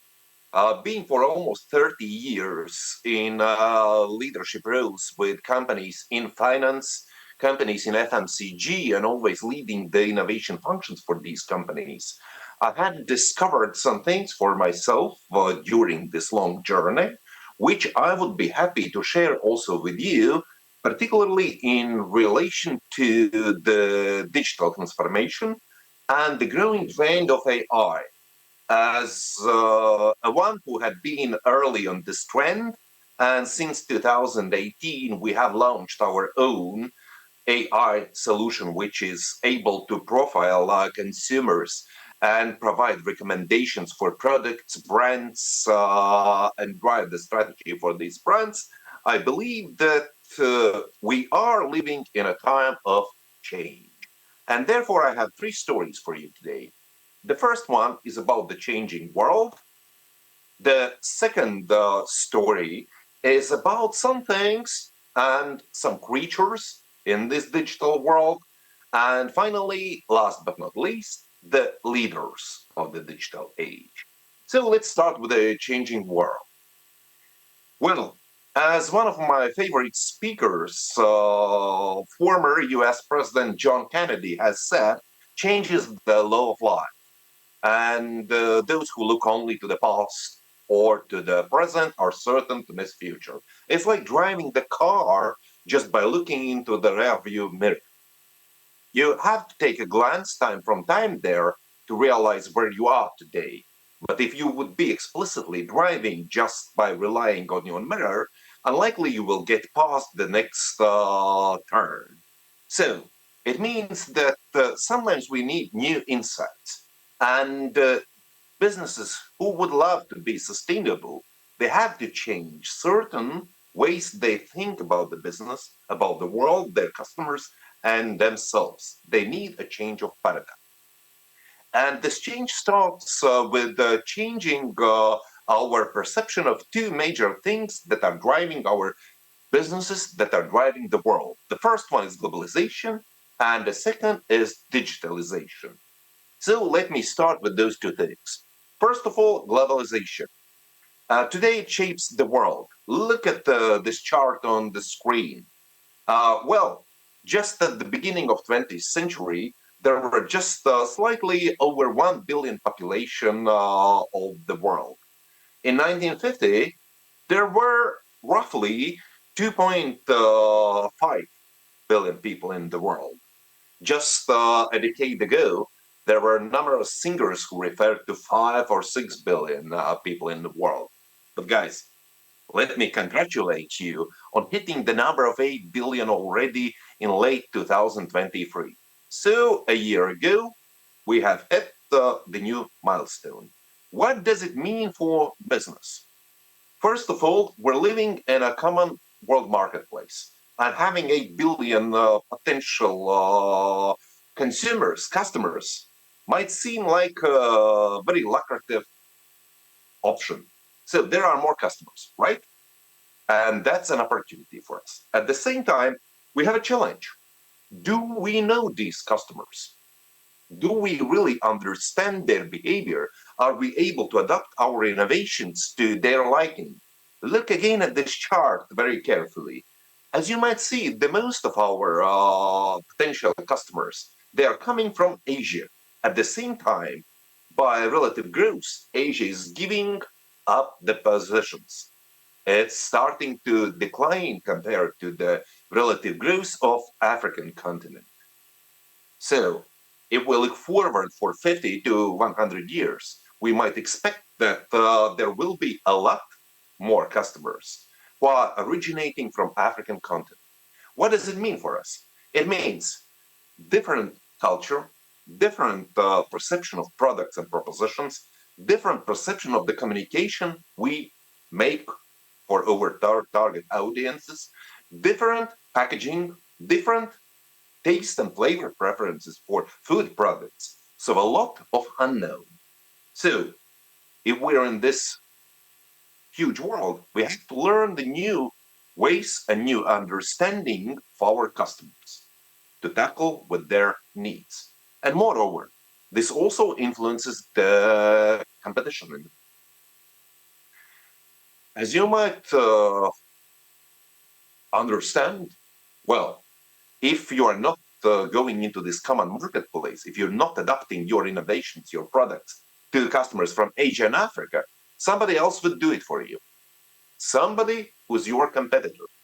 So the competition is inevitable, and not just for your target markets abroad, but if you are not making a move to go abroad and attempt to capture this market, you will be put in the position where somebody else would come to your market.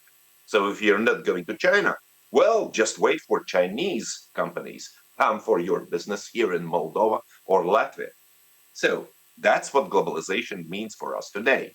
And as another US President Barack Obama has said, well, globalization today is the fact. And that's not just because of technology, but because of many more aspects beyond that. It's transportation, global supply chains, it's intermixing of cultures. And we cannot build a wall like another US president proposed around 10 years ago. So you have to be a part of this connected world. And if you're in the connected world, we're definitely going to talk about the digitalization. Well, look at this chart. The volume of data generated by humanity. In the past, till 15th century, when Europe discovered the printing press, you had to live for 100 years to double the miserable amount of the information generated by humanity. Then this time span decreased to 20 years, to 10 years, to 5 years. And now we are quadrupling the data generated by humanity each year. According to IBM, 90% of the data in the world today was produced within the past 2 years. We're generating almost 3 quintillions of bytes of data every day. What does it mean for us as businesses and also as consumers? Most businesses today say, well, more data, the better. We have big data and we know everything about our customers. I believe this is not true. If you have more data, your data-driven decisions require more rigid approach, a better understanding, new technologies to digest this data for your business decisions. Decision making is important, not the amount of the data you have. And the more data you will have, the more you will be lost in this heap of data, and therefore you will face a challenge to use this data effectively for quick and precise business decisions. So getting lost in data is what's happening with the companies today. Also for our customers, it's the same. Do you believe that having more data makes our choices easier? As a zoologist, I again don't agree to that. If you have to make your choice based just on budget or some technical features, let's say you're buying a mobile phone, who of you have bought your mobile phones just based purely on budget and technical features of this phone? Unlikely this would be a hard choice because you will end up with more than 100 models having the same price tag and having pretty much the same technical specs.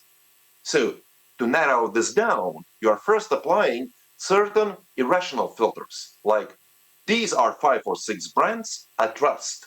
I prefer them over other brands. So you choose, let's say, Apple, Samsung, OnePlus, or any other brands, and then you make your choice in this narrow set of alternatives by applying the rational thinking, like budget and technical specs. But you start with choosing brands.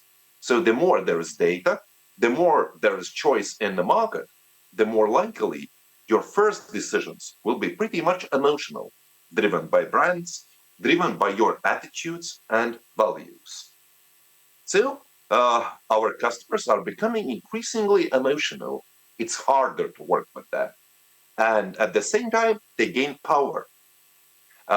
They gain power because a lot of this data which exists in the world today is being generated by consumers themselves. They are on social media, they are on the internet, they leave their references about your products, which you cannot change as the brand owner. And even if you have done something wrong, you might just have the opportunity to apologize, to make things better. At the same time, you will not erase the comment from internet. You're not in control of that. So who controls the market? Not just companies. Consumers are controlling the market. And sorry, guys, as businesses, we should realize that today we are not selling anything. We are just influencing the choices of our consumers. They are buying.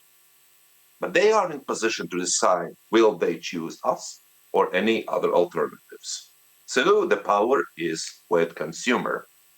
So the world of information has changed the ways we live.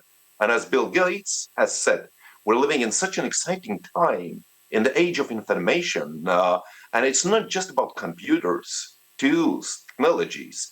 The whole world is moving faster. The world has got smaller, faster, and globalization has forced us to change the ways how we run the business.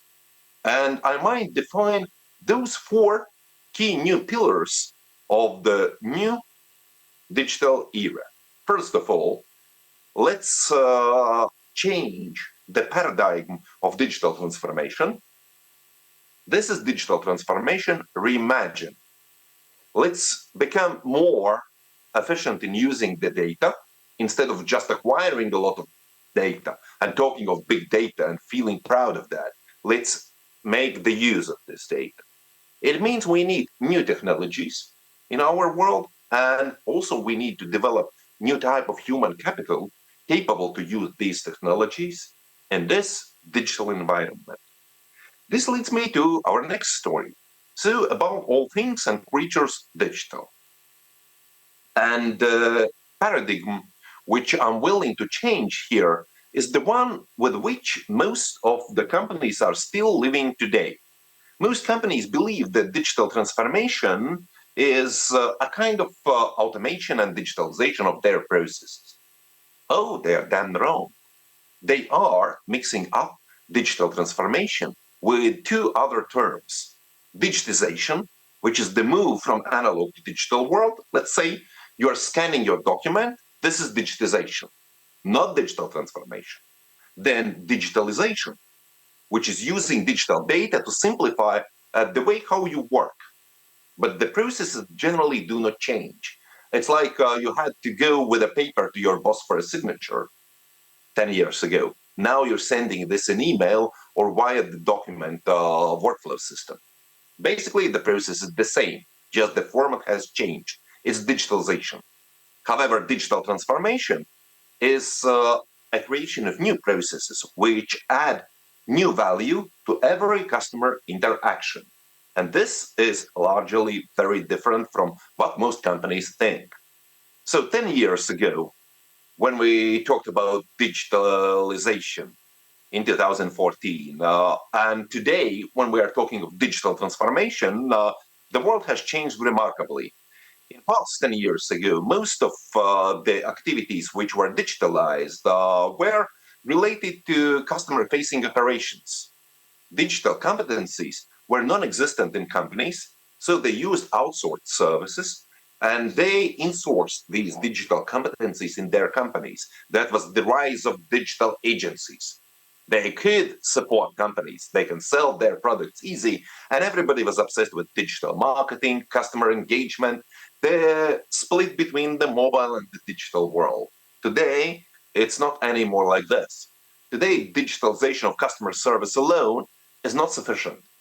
Digital competencies are existent in each and every company at different levels. And it means to be better than your competitor, you need to build a new digital capability which exceeds your competitors by far. We are transforming the business. We are embedding the strategy of digitalization and digital transformation in each and every move. We are creating digital supply chains. Are you going out meeting your suppliers sometimes for shopping, or you can do it online? Most people do it today online. I haven't had shopping for my ingredients or technologies when working on customers' projects in real life for more than a decade already. We are creating brands that exist sometimes just in digital world. More than 80% of the world's GDP today is already generated by services and digital goods. It means they are less tangible, they are harder for customers to acquire, and they are much more complex for us to create and manage. So these are new business models. And the world is facing a significant change driven by technologies. in which sometimes we forget our customers. We believe they are becoming just zeros and ones in our big data. But honestly, this is a risk for every business, because the changes are not just about smart bots, new technologies, or self-driving cars. There is a huge gap between the company and the customers. According to research done by Bain consultants, the research revealed that 80% of the companies believe that they deliver an excellent service. However, this is not reflected always in their sales. If we would ask their customers, do your suppliers deliver an excellent service? Just 8% of the customers would agree with this statement. You see this gap? It's tenfold. It means that companies do not understand sometimes who are their customers. And the customer lifestyle changes. They start to behave in well ways. First, technology adoption. Look at this chart. Already a lot of speakers today had touched the grounds of AI, but to reach 100 million active users, ChatGPT required just 2 months time from the public launch. While 10 years ago, when we saw the phenomenons of Telegram or Spotify emerging, it required 5 years for them to reach the same number. It means our customers are digital already today. However, they want some things that are not much digital. They want true personalization. We believe that it's the advantage which is given by digital world. Online world enables us to know our customers. But sometimes we do not know them at all. We do not create ability for them to contact us in physical world. A lot of customers still require that. We don't build a relationship that lasts for decades.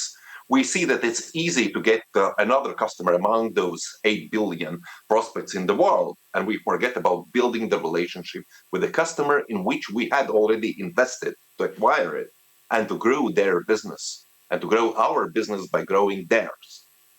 We sometimes are not quick to respond. We introduce a lot of new communication features in our solutions, like chatbots, ability to contact us online.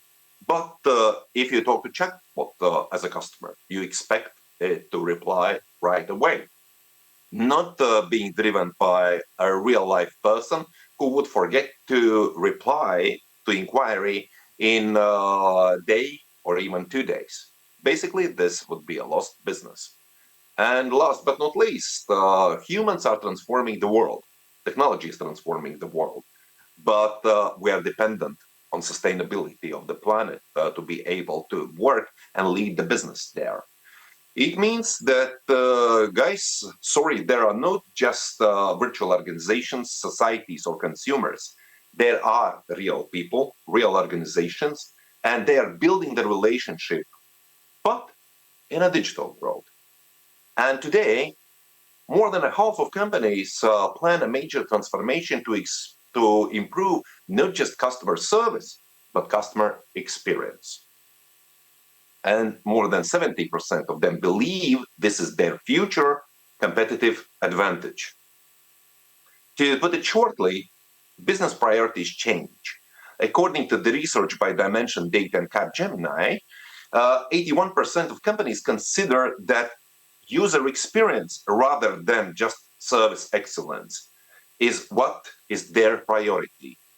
And at the same time, more than 80% of customers are ready to pay more for excellent service.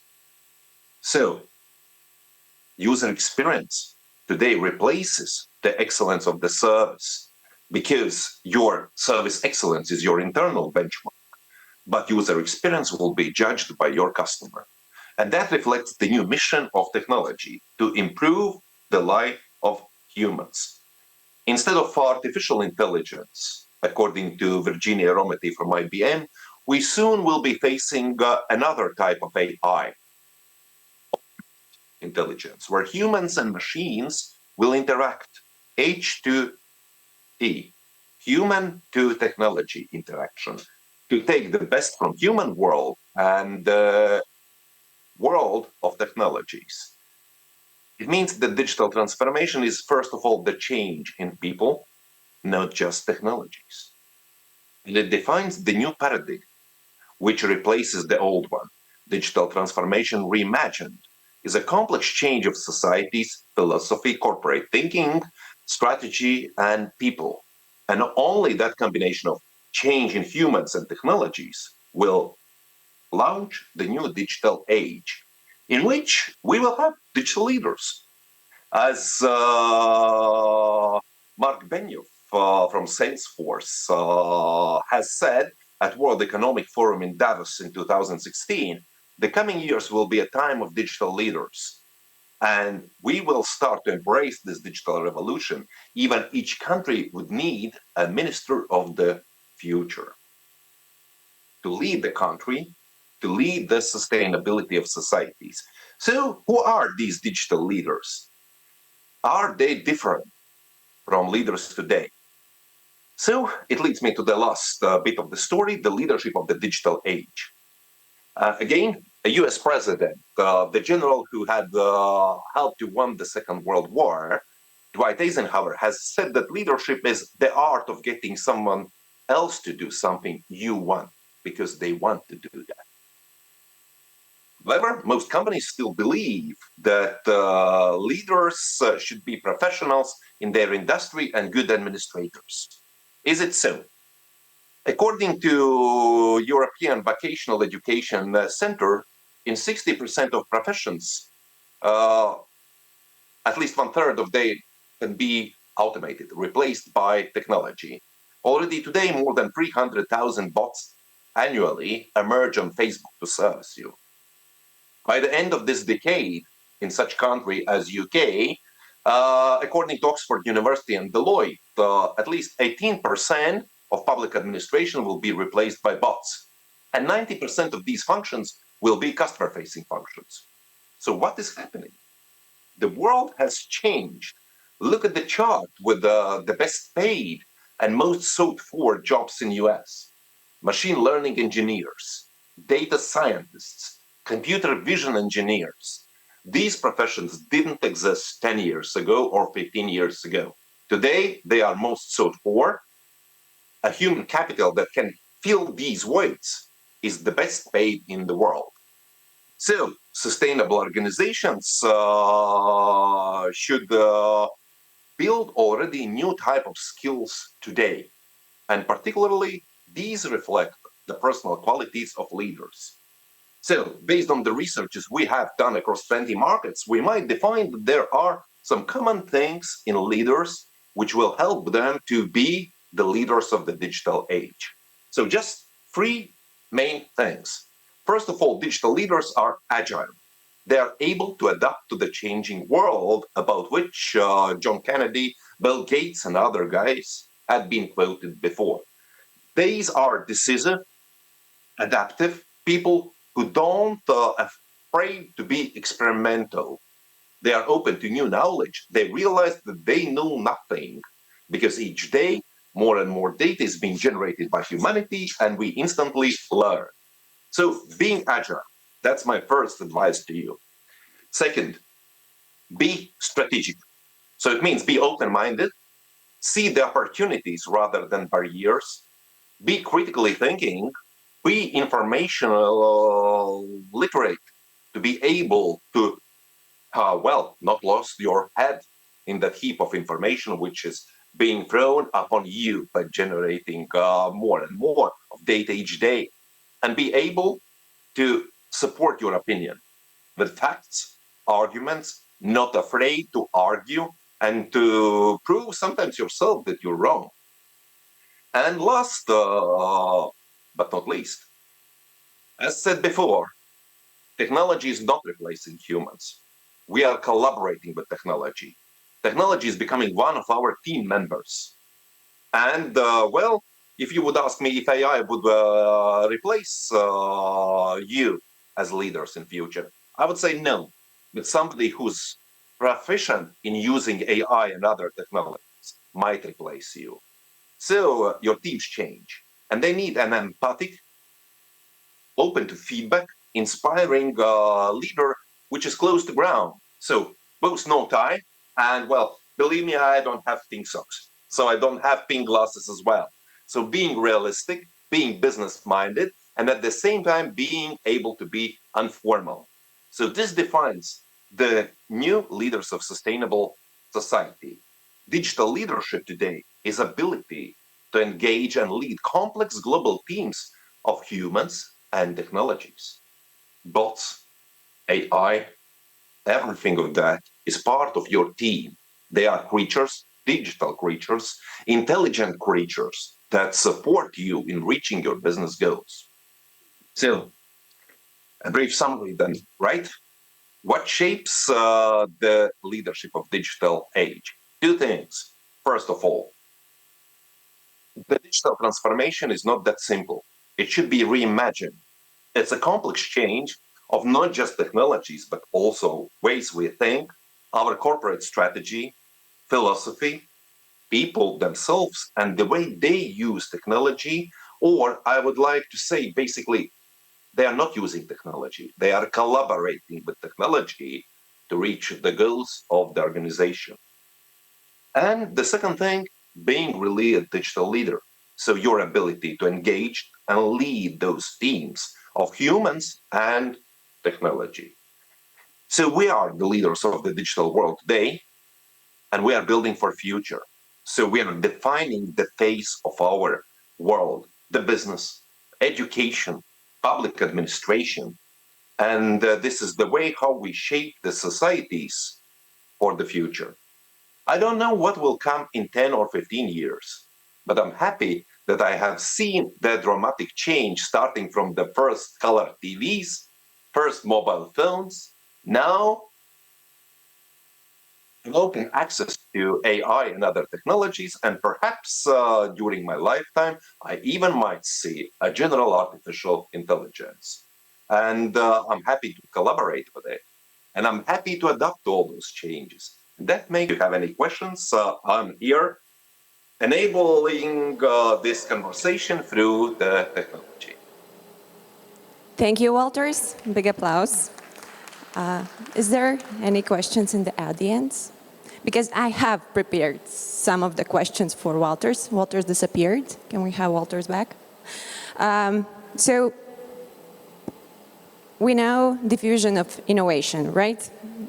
That only 2.5% of society actually are innovators or novators. And the rest of the part of the society, they can be called early adopters and early majority. So my question is, how can those digital leaders you were talking about can foster a culture of innovation with their teams?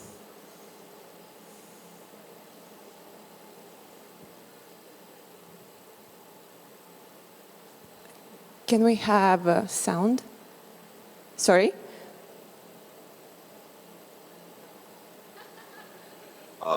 So, am I on the screen now? Great. Yeah. So, this is really a great question, because first thing we should be doing as leaders in the digital world, leading by example.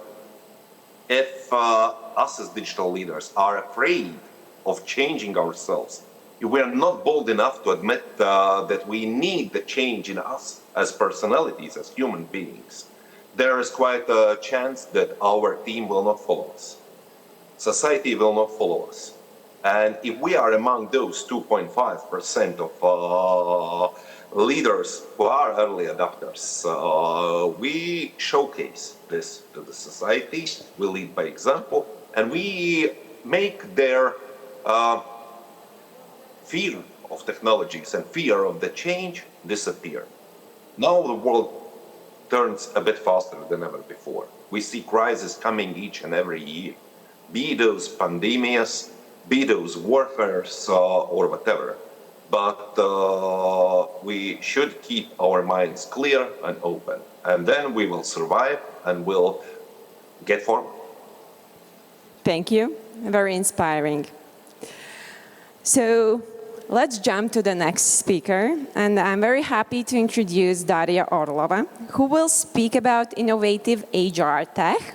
And Darya is an expert in go-to-market strategy and growth hacking with over than 15 years of experience. She is also a mentor for startups in Baltic region. Please, I have the pointer. Yeah, the floor is yours. Yeah, I'm waiting for the... you will give me. Slava? Есть уже. Okay. Yeah. Hi again, everyone. Я, наверное, буду говорить по-русски, да? Так будет проще? Отлично. Я знаю, что все хотят подвигаться, все дико замерзли, мы можем сделать маленькую разминочку, и тогда перейдем дальше. Я могу пошутить и постоять. Дело в том, что ровно до этого момента я стояла и мерзла. Поэтому перед тем, как мы начнем, да, как-то отреагируйте. Ну, не страшно. Оживим этот зал, все нормально. Я буду стараться говорить не очень быстро, потому что наши переводчики будут переводить на различные языки. Это было небольшое вступление, поэтому начнем. Так, в эту сторону. Да, кратко, замечательно. Немного обо мне. Я занимаюсь профессионально go-to-market стратегией, консультирую стартапы, автор 3 программ. В свое время через мои курсы прошли больше, чем 150 людей. Это и студенты, это и профессиональные лидеры бизнеса. Параллельно, поскольку я работаю в сервисе консалтинга, я обучаю команды, sales, маркетинг, в том числе где-то HR и бизнес-процессы. Ну и веселый факт обо мне. Я изучаю языки разные, в том числе древние, мертвые. Честно, их убила не я. Добросовестно говорю. Ну, например, я могу свободно читать на прогерманском языке и владею древнеисландским. Поэтому, когда я приезжаю в северные регионы, я могу сказать: я сожгу ваш дом на древнедатском, древненорвежском и древнеисландском. Ладно, погнали дальше. Сегодня у нас 2 больших блока, которые мы будем разбирать. Это HR Digest – это что же происходит на HR-тех или Digital HR сфере в целом, а также несколько инициатив, которые мы рассмотрим более детально. Здесь в основном 3 блока. Это процесс найма специалистов и Talent Acquisition. Это вопросы, как удержать сотрудника и как можно их обучить. И отдельная тема. Я специально на прошлой неделе была на веб-саммите и сфоткала несколько интересных продуктов, которые как раз поддерживают эту тему. Поехали. Что же такое HR-тех? Звучит замечательно, HR понятно, тех не очень. На самом деле это все процессы, которые относятся к функции Human Resource, и сейчас мы с вами посмотрим, насколько это сложные процессы, а также позволяют автоматизировать эту функцию. На самом деле есть несколько основных трендов в сфере HR. Это первый тренд. Все хотят оптимизировать бюджеты, сделать максимально эффективный подход, поэтому здесь есть искусственный интеллект. Внедрить. На момент 2024 года мы еще говорим пока что про тренды внедрения. Почти все крупные корпорации, с которыми я общаюсь, они говорят: давайте попробуем внедрить. Есть специальные фокус-группы, которые с этим работают, однако про какое-то массовое эффективное внедрение говорить рано. И здесь есть такое понятие, как скилл-матрица, матрица навыков, по которой позволяет искусственный интеллект отследить, насколько вы в тренде, не в тренде, подходите, не подходите и так далее. Ключевые функциональности, которые вам позволяют сказать, что вы так или иначе работаете с HR, а также понимаете, что такое автоматизация, это... Например, у вас есть определенные вопросы, которые позволяют вам автоматизировать, то есть автоответы. Это касается не только HR, это касается и продаж, и маркетинга. Это новая тенденция, новая реальность. Первый ответ, который к вам приходит, скорее всего, будет автоматическим.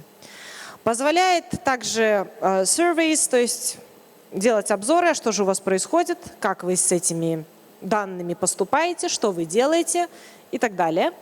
Есть такое понятие ключевое, как инсайты, то есть, а что же у вас, собственно, происходит на предприятии? Все, опять же, упирается в данные. И есть прекрасный пункт, который активно сейчас внедряется в больших компаниях, в малых на самом деле точно так же, это онбординг-процесс, то есть когда человек приходит к вам, и офбординг, когда человек от вас уходит. Скажите, пожалуйста, кто вовлечен так или иначе в функцию HR? Взаимодействует с другими сотрудниками. Можете? Раз, два, замечательно. Сейчас три, 4, здорово. Сейчас мы с вами поймем, что на самом деле все мы так или иначе вовлечены в функцию HR. Первое, эта функция на международном рынке называется Talent Acquisition. По-другому можете назвать Research, по-другому можете назвать Recruitment. Это все относится к одной функции. Мы нанимаем к себе в команду сотрудника. Почти всегда это живой человек, если это не искусственный интеллект. Живой, еле живой и так далее. Человек каким-то образом должен пройти стадию прескрининга. Что такое прескрининг? Как мы поймем по CV, по резюме, что человек нам подходит? Как мы поймем, что навыки, которыми он обладает, указаны, действительно соответствуют его действительным навыкам и так далее? И здесь есть огромное количество тенденций, которые на момент здесь и сейчас закрываются как живыми специалистами, да, это прескрининг-специалисты, ресурсный менеджер, рекрутер, в различных компаниях по-разному, так и искусственным интеллектом. И я об этом проговорю чуть попозже. Второй момент. Если вы образовываете своих сотрудников так или иначе, даже процесс policy, который есть в компании, что мы делаем, что мы не делаем, кому мы можем обращаться, кому мы не можем обращаться, вопросы кибербезопасности, какие пароли вводить, какие не вводить, когда у нас отпуск, когда у нас не отпуск, так или иначе относятся к вопросу образования. Я уже молчу про индивидуальные персональные планы. Следующий прекрасный пункт, это называется employee engagement. Ну вот это прям абсолютно HR-активность. А что же мы делаем с прекрасными нашими коллегами, которые хотят здесь работать? Я вижу здесь вот грамматическая ошибка, health check по-другому пишется. Что же мы делаем с процессами? Насколько у нас процессы живые? Помогают нам работать? Не помогают? Насколько у нас есть реальные данные? Эффективно человек работает? Неэффективно? Вовлечен в политику компании? Не вовлечен?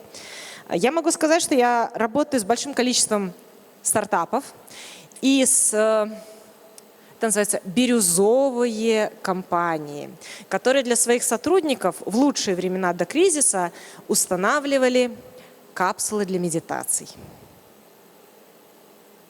Вот сейчас вот я вижу, там улыбка появилась, да? Скажите, у вас что есть, кроме печенек? У нас есть капсула для медитаций.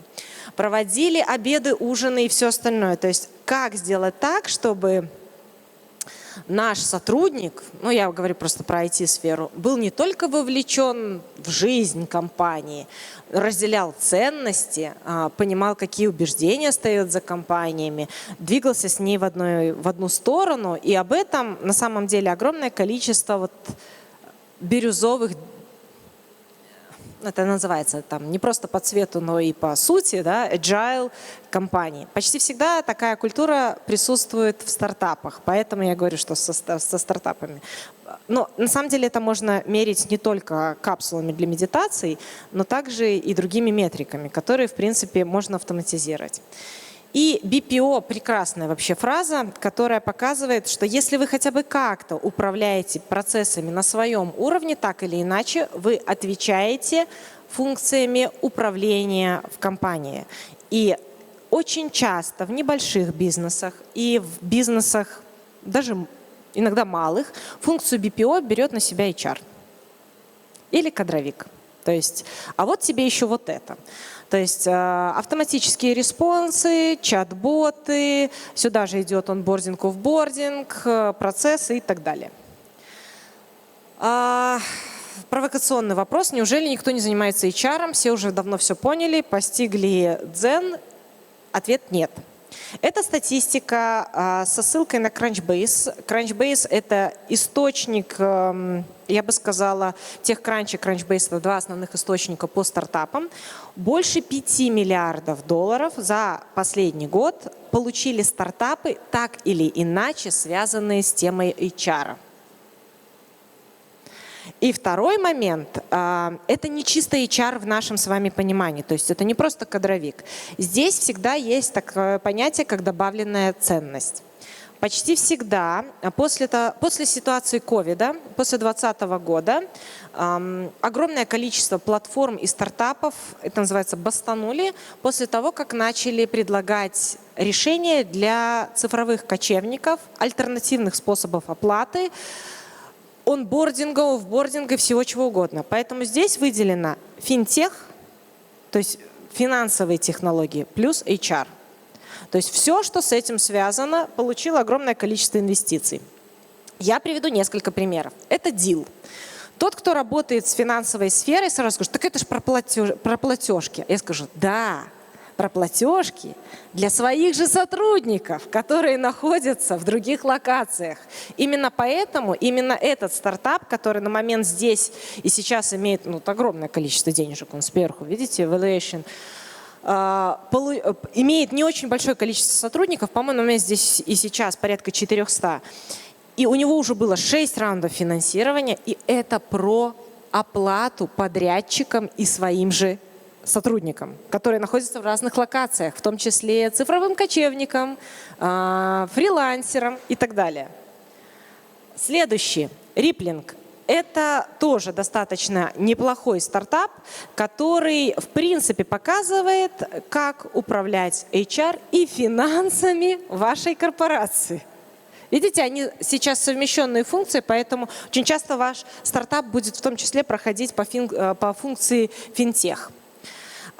Здесь прекрасный стартап, который отвечает за перформанс. Одной из тенденций, про которую я говорила, это повышение эффективности, все, что связано с перформансом. Это не только про продажи, насколько ты умеешь и отвечаешь за производительность. Я объясняю это в большей степени про IT-сектор, потому что перформанс в данном случае это доставка продукта, это продажа, если речь идет про sales, маркетинг, департамент и так далее.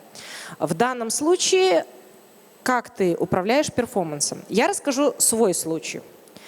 В 2016 году ко мне обратился стартап, я тогда работала в IT-фирме, который на тот момент имел 12 сотрудников. Они сделали, на мой вкус, вообще гениальную вещь. Они совместили CRM-систему, продажу и обучение.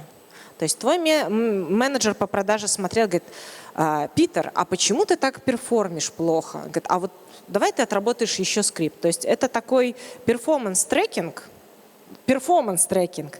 плюс продажи. И они на момент здесь и сейчас имеют больше 600 сотрудников и сделали экзит. Это датский стартап.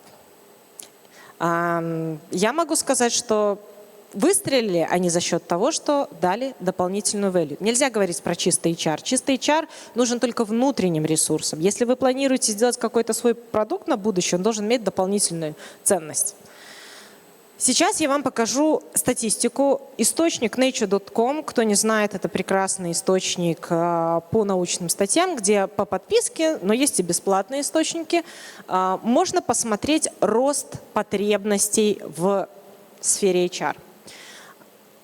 Ученые считают, что HR-тех – это не совсем верный термин. Это называется Digital HR. Поэтому мы и говорим, что это цифровой HR, в принципе, про это и касается.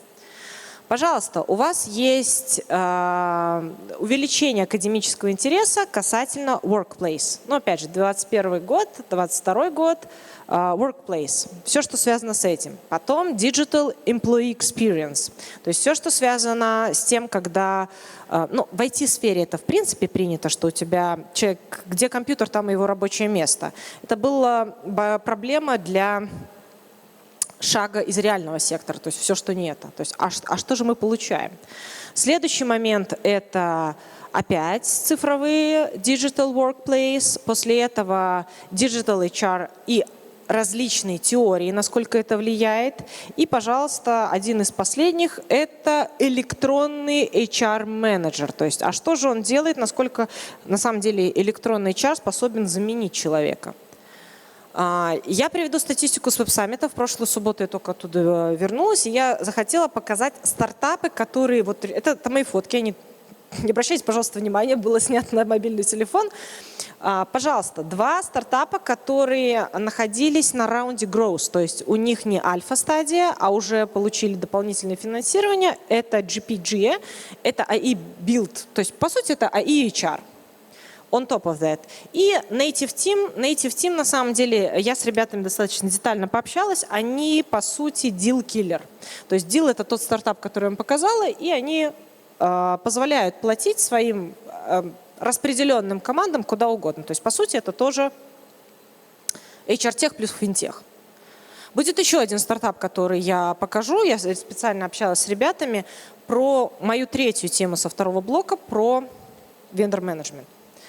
Сейчас мы рассмотрим более детальные аспекты. Первое – это talent acquisition и искусственный интеллект.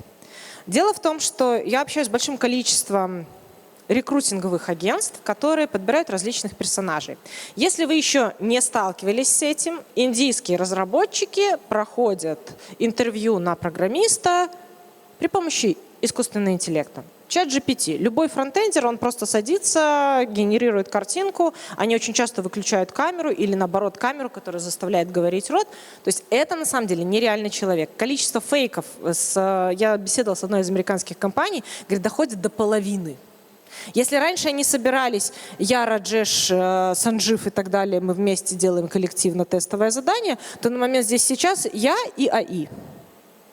Поэтому огромное количество внимания у внутренних рекрутеров в крупных компаниях и у внешних агентств уделяется при скринингу. То есть, а кто же у нас реально проходит? То есть это не просто человек, не человек, а какой человек и что он умеет делать, что не может.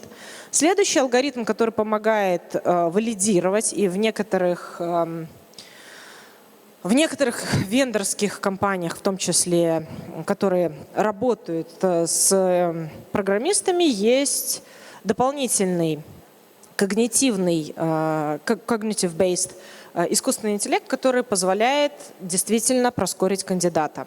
И третье – это персонализированный outreach. Если вы не знаете, я покажу потом инструменты типа Crystal Nose, который по диск-профайлу вам говорит, а вот этому кандидату, исходя из его качеств, лучше написать вот так. Там тоже есть приколы. Я потом про них расскажу, но тем не менее. Большое обновление вышло в сентябре 2024 года от Oracle. Я не амбассадор Oracle, я сразу говорю. Ни в коем случае. Когда 50 ИИ-агентов, это все, что связано надстройка над Oracle, внесли дополнительные обновления. И на момент здесь и сейчас, если вы обладаете подпиской какого-то решения на Oracle, в том числе HR, у вас есть возможность внедрить огромное количество того, над чем сейчас бьются огромное количество стартапов. Я отдельно хочу проговорить, что такое АИ в образовании. Мы сегодня много говорили про инновационное образование, но я, наверное, проговорю с софтверной точки, то есть с точки зрения ПО. Количество роста на ПО плюс виртуальный ассистент, плюс помощник, плюс immersive reality за последний год выросло в 4 раза. То есть у нас есть персональное образование. Это касается не только детей в Африке, это касается определенных специфических групп. Один из последних кейсов, который разработала компания, с которой я работаю, это профилактика деменции. Но профилактика деменции не конкретно отдельного человека, а обучение людей, которые обслуживают людей с деменцией. Это профессиональное обучение. Например, близкий родственник распознал, что у него есть ранняя стадия деменции, она не будет улучшаться. То есть это не излечимое заболевание, оно будет только ухудшаться. Соответственно, и медицинский персонал, который будет его обслуживать, и родственники, которые будут вместе с этим человеком, должны получить должное образование. Вот это сюда. Дальше. Digital Art. О, это вообще. Огромное количество китайских студентов, которые изучают реальное искусства получают виртуальный опыт того, как можно нарисовать тот или иной объект. Вот это Realistic Virtual Reality. Это вообще, это отдельные курсы. Мы рассмотрим, например, на круизных лайнерах в США, как можно автоматизировать этот процесс и через сколько наступает процесс возврата инвестиций.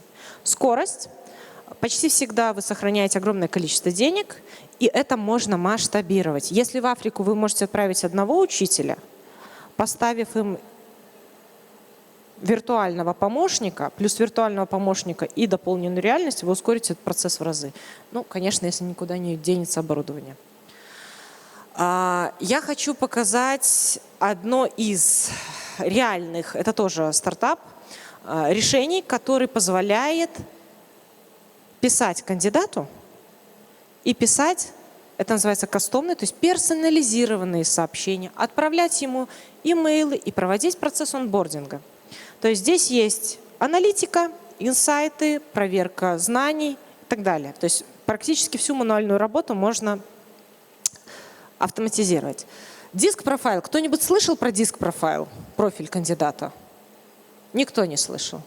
Диск-профиль кандидата – это аббревиатура, насколько тебя можно отнести к какому-то классу. То есть ты, например, аналитик или ты инфлюенсер и так далее. Крупные корпорации типа Deloitte, Ericsson, они раньше проводили диск-профайл, колоссальное количество тестов, средняя такой вот профилизация по диск-профайлу стоила несколько десятков тысяч евро. Искусственный интеллект это автоматизировал, и есть прекрасный инструмент, который я пользуюсь с 2018 года, называется Crystal Knows. Он знает. Через него, это искусственный интеллект, надстройка, можно писать персонализированные сообщения для рекрутмента, можно писать для продаж, там прямо есть скрипты, подготовка, вот этому лучше так написать, этому лучше так, здесь лучше быть более активным, а здесь лучше быть более пассивным и так далее. Все хорошо, кроме одного.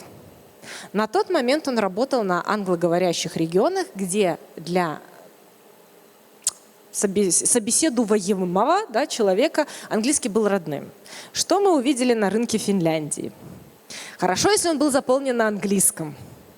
Для людей, для которых второй язык английский, вот там в LinkedIn, он такой сказал, у нас 99,9% это аналитики. С одной стороны, хорошо, казалось бы, неужели финны это такая аналитическая нация? С одной стороны, да, а с другой стороны, нет. Просто люди, не владея английским как родным языком, заполнили, исходя из особенностей своего языка. И он у нас не сработал. Точнее, сработал очень криво. На рынок США, Британии прекрасно. Прекрасно. Есть такое понятие, что такое retention rate, то есть когда вы удерживаете сотрудника. Каким образом его можно удерживать? Сотрудник остается с вами в компании, если он понимает, чего от него ждут, его личная цель совпадает с целью компании, и он понимает, что он будет развиваться в каком-то плане, в плане денег или в плане каких-то навыков и так далее. Соответственно, когда вы работаете с сотрудником, в крупных корпорациях появляется определенный уровень бюрократизации, а именно уровень развития навыков. Personal Development Plan, PDP, One-to-One и так далее. В IT-компаниях это более развито, потому что там есть обычно четкая градация. Вот ты джун-программист, ты доходишь до мидла, ты доходишь и так далее. В крупных корпорациях это обычно... я работала в Siemens, у нас было 8 уровней это было ассессмента, ты мог переходить с одного уровня на другой, не только благодаря навыкам, но и спустя какой-то период времени. Соответственно, для крупных компаний это является одним из ключевых элементов. Я хочу здесь проговорить про реальный кейс на круизных лайнерах. Кто-нибудь когда-нибудь плавал на круизных лайнерах? Кто-нибудь когда-нибудь работал на круизных лайнерах? Нет, понятно. В среднем для того, чтобы на большом круизном лайнере подготовить команды к работе, нужно порядка 3 месяцев. Отдельно проводится инструктаж техника безопасности. Отдельно для уборщиц проводится инструктаж по химии, которую можно использовать, которую нельзя использовать.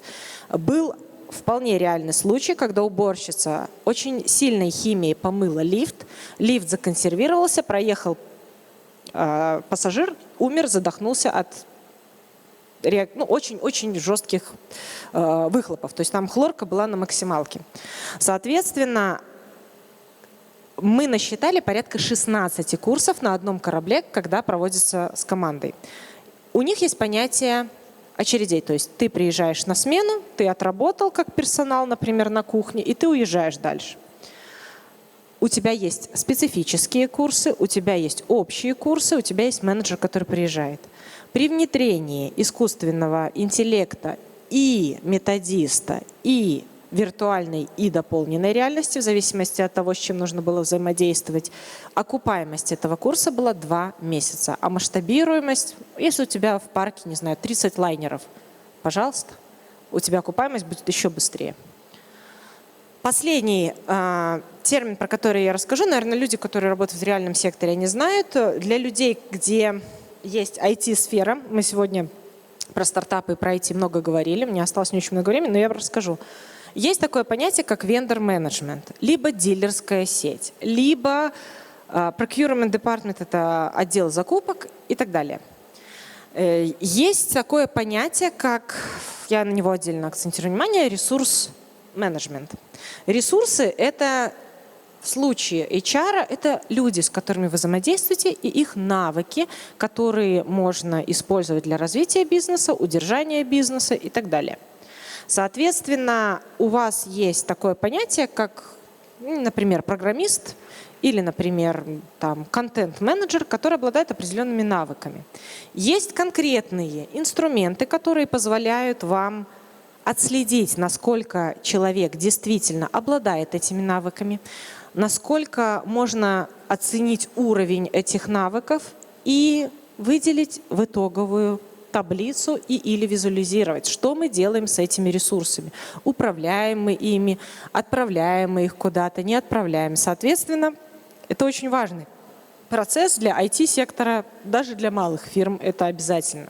Для не IT-сектора вашими ресурсами будут в том числе люди, если вы занимаетесь продажей услуг, связанных с конкретными людьми. Для крупных корпораций сделали унифицированный подход по навыкам. И, соответственно, они определяют чемпиона внутри вашей компании, а также того, может этот чемпион обучать других людей или не может. То есть у вас есть так называемые хардскиллы и софтскиллы. Хардскиллы – это то, что можно померить, потрогать какими-то тестами.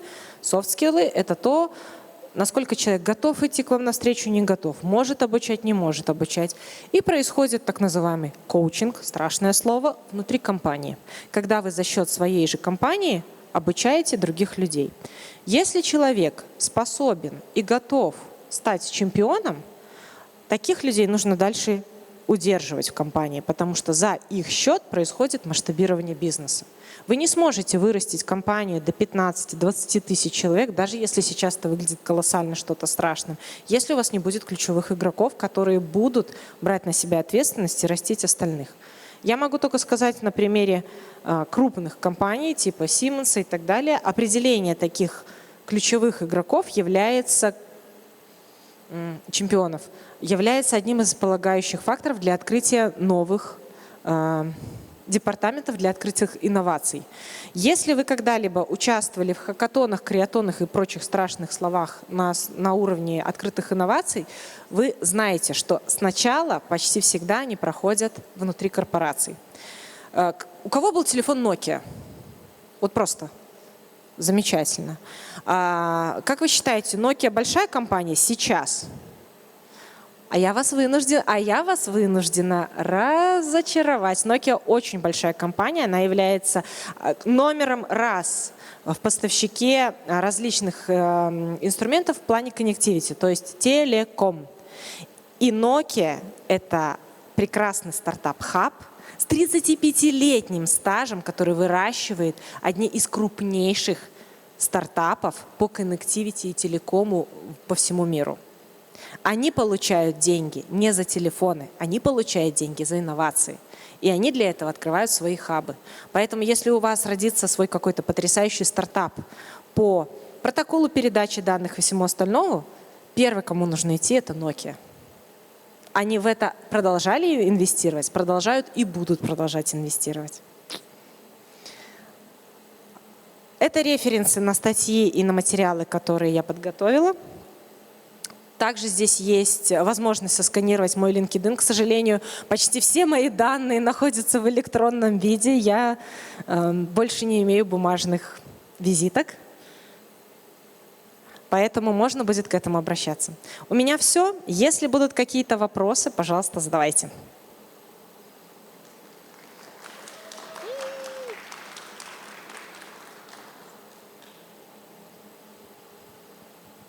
Thank you, Darya. I have one question. What are the biggest challenges for organization when they are adopting these HR tech solutions? In English, yeah? Yeah, это better. Хорошо. Какой самый большой челлендж? Смотрите, когда корпорации внедряют любые инициативы на основе HR, первое, о чем нужно помнить, это один из процессов общего процесса диджитализации, то есть цифровизации. Невозможно исправить только процесс найма сотрудников и не исправить, например, процесс их ассессмента, введения personal development plan и так далее. Почти всегда процесс цифровизации происходит совместно с остальными отделами. HR затрагивает все отделы в компании. Фигурально все отделы. Поэтому если вы запускаете один процесс, у вас должен быть ответственный человек, который отвечает в том числе и за изменения, в принципе, во всей корпорации. Поэтому искусственный интеллект не заменит нас, потому что для этого нужен обычный интеллект. Он заменит и улучшит только мануальную работу. В среднем один рекрутер в IT-компании до 1000 человек тратит в день порядка 3-4 часов на прескрининг CV. То есть конкретно CV, когда люди не знают, что еще можно сделать, как еще можно отсеять кандидат релевантный, нерелевантный и так далее.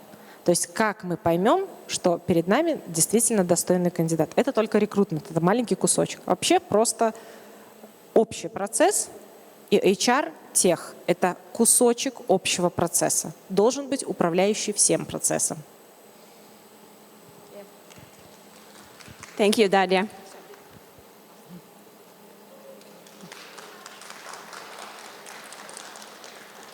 So from HR, we will jump to financial management. The next speaker, Vladimir Dolgi, will speak about modern technologies in financial management. Vladimir is Vice-Rector for Economic Financial Activity and International Relations at USM. And he's also founder of the Flagman D group of companies and Vice President of the Association of Professional Accountants and Auditors. Vladimir, please, the stage is yours.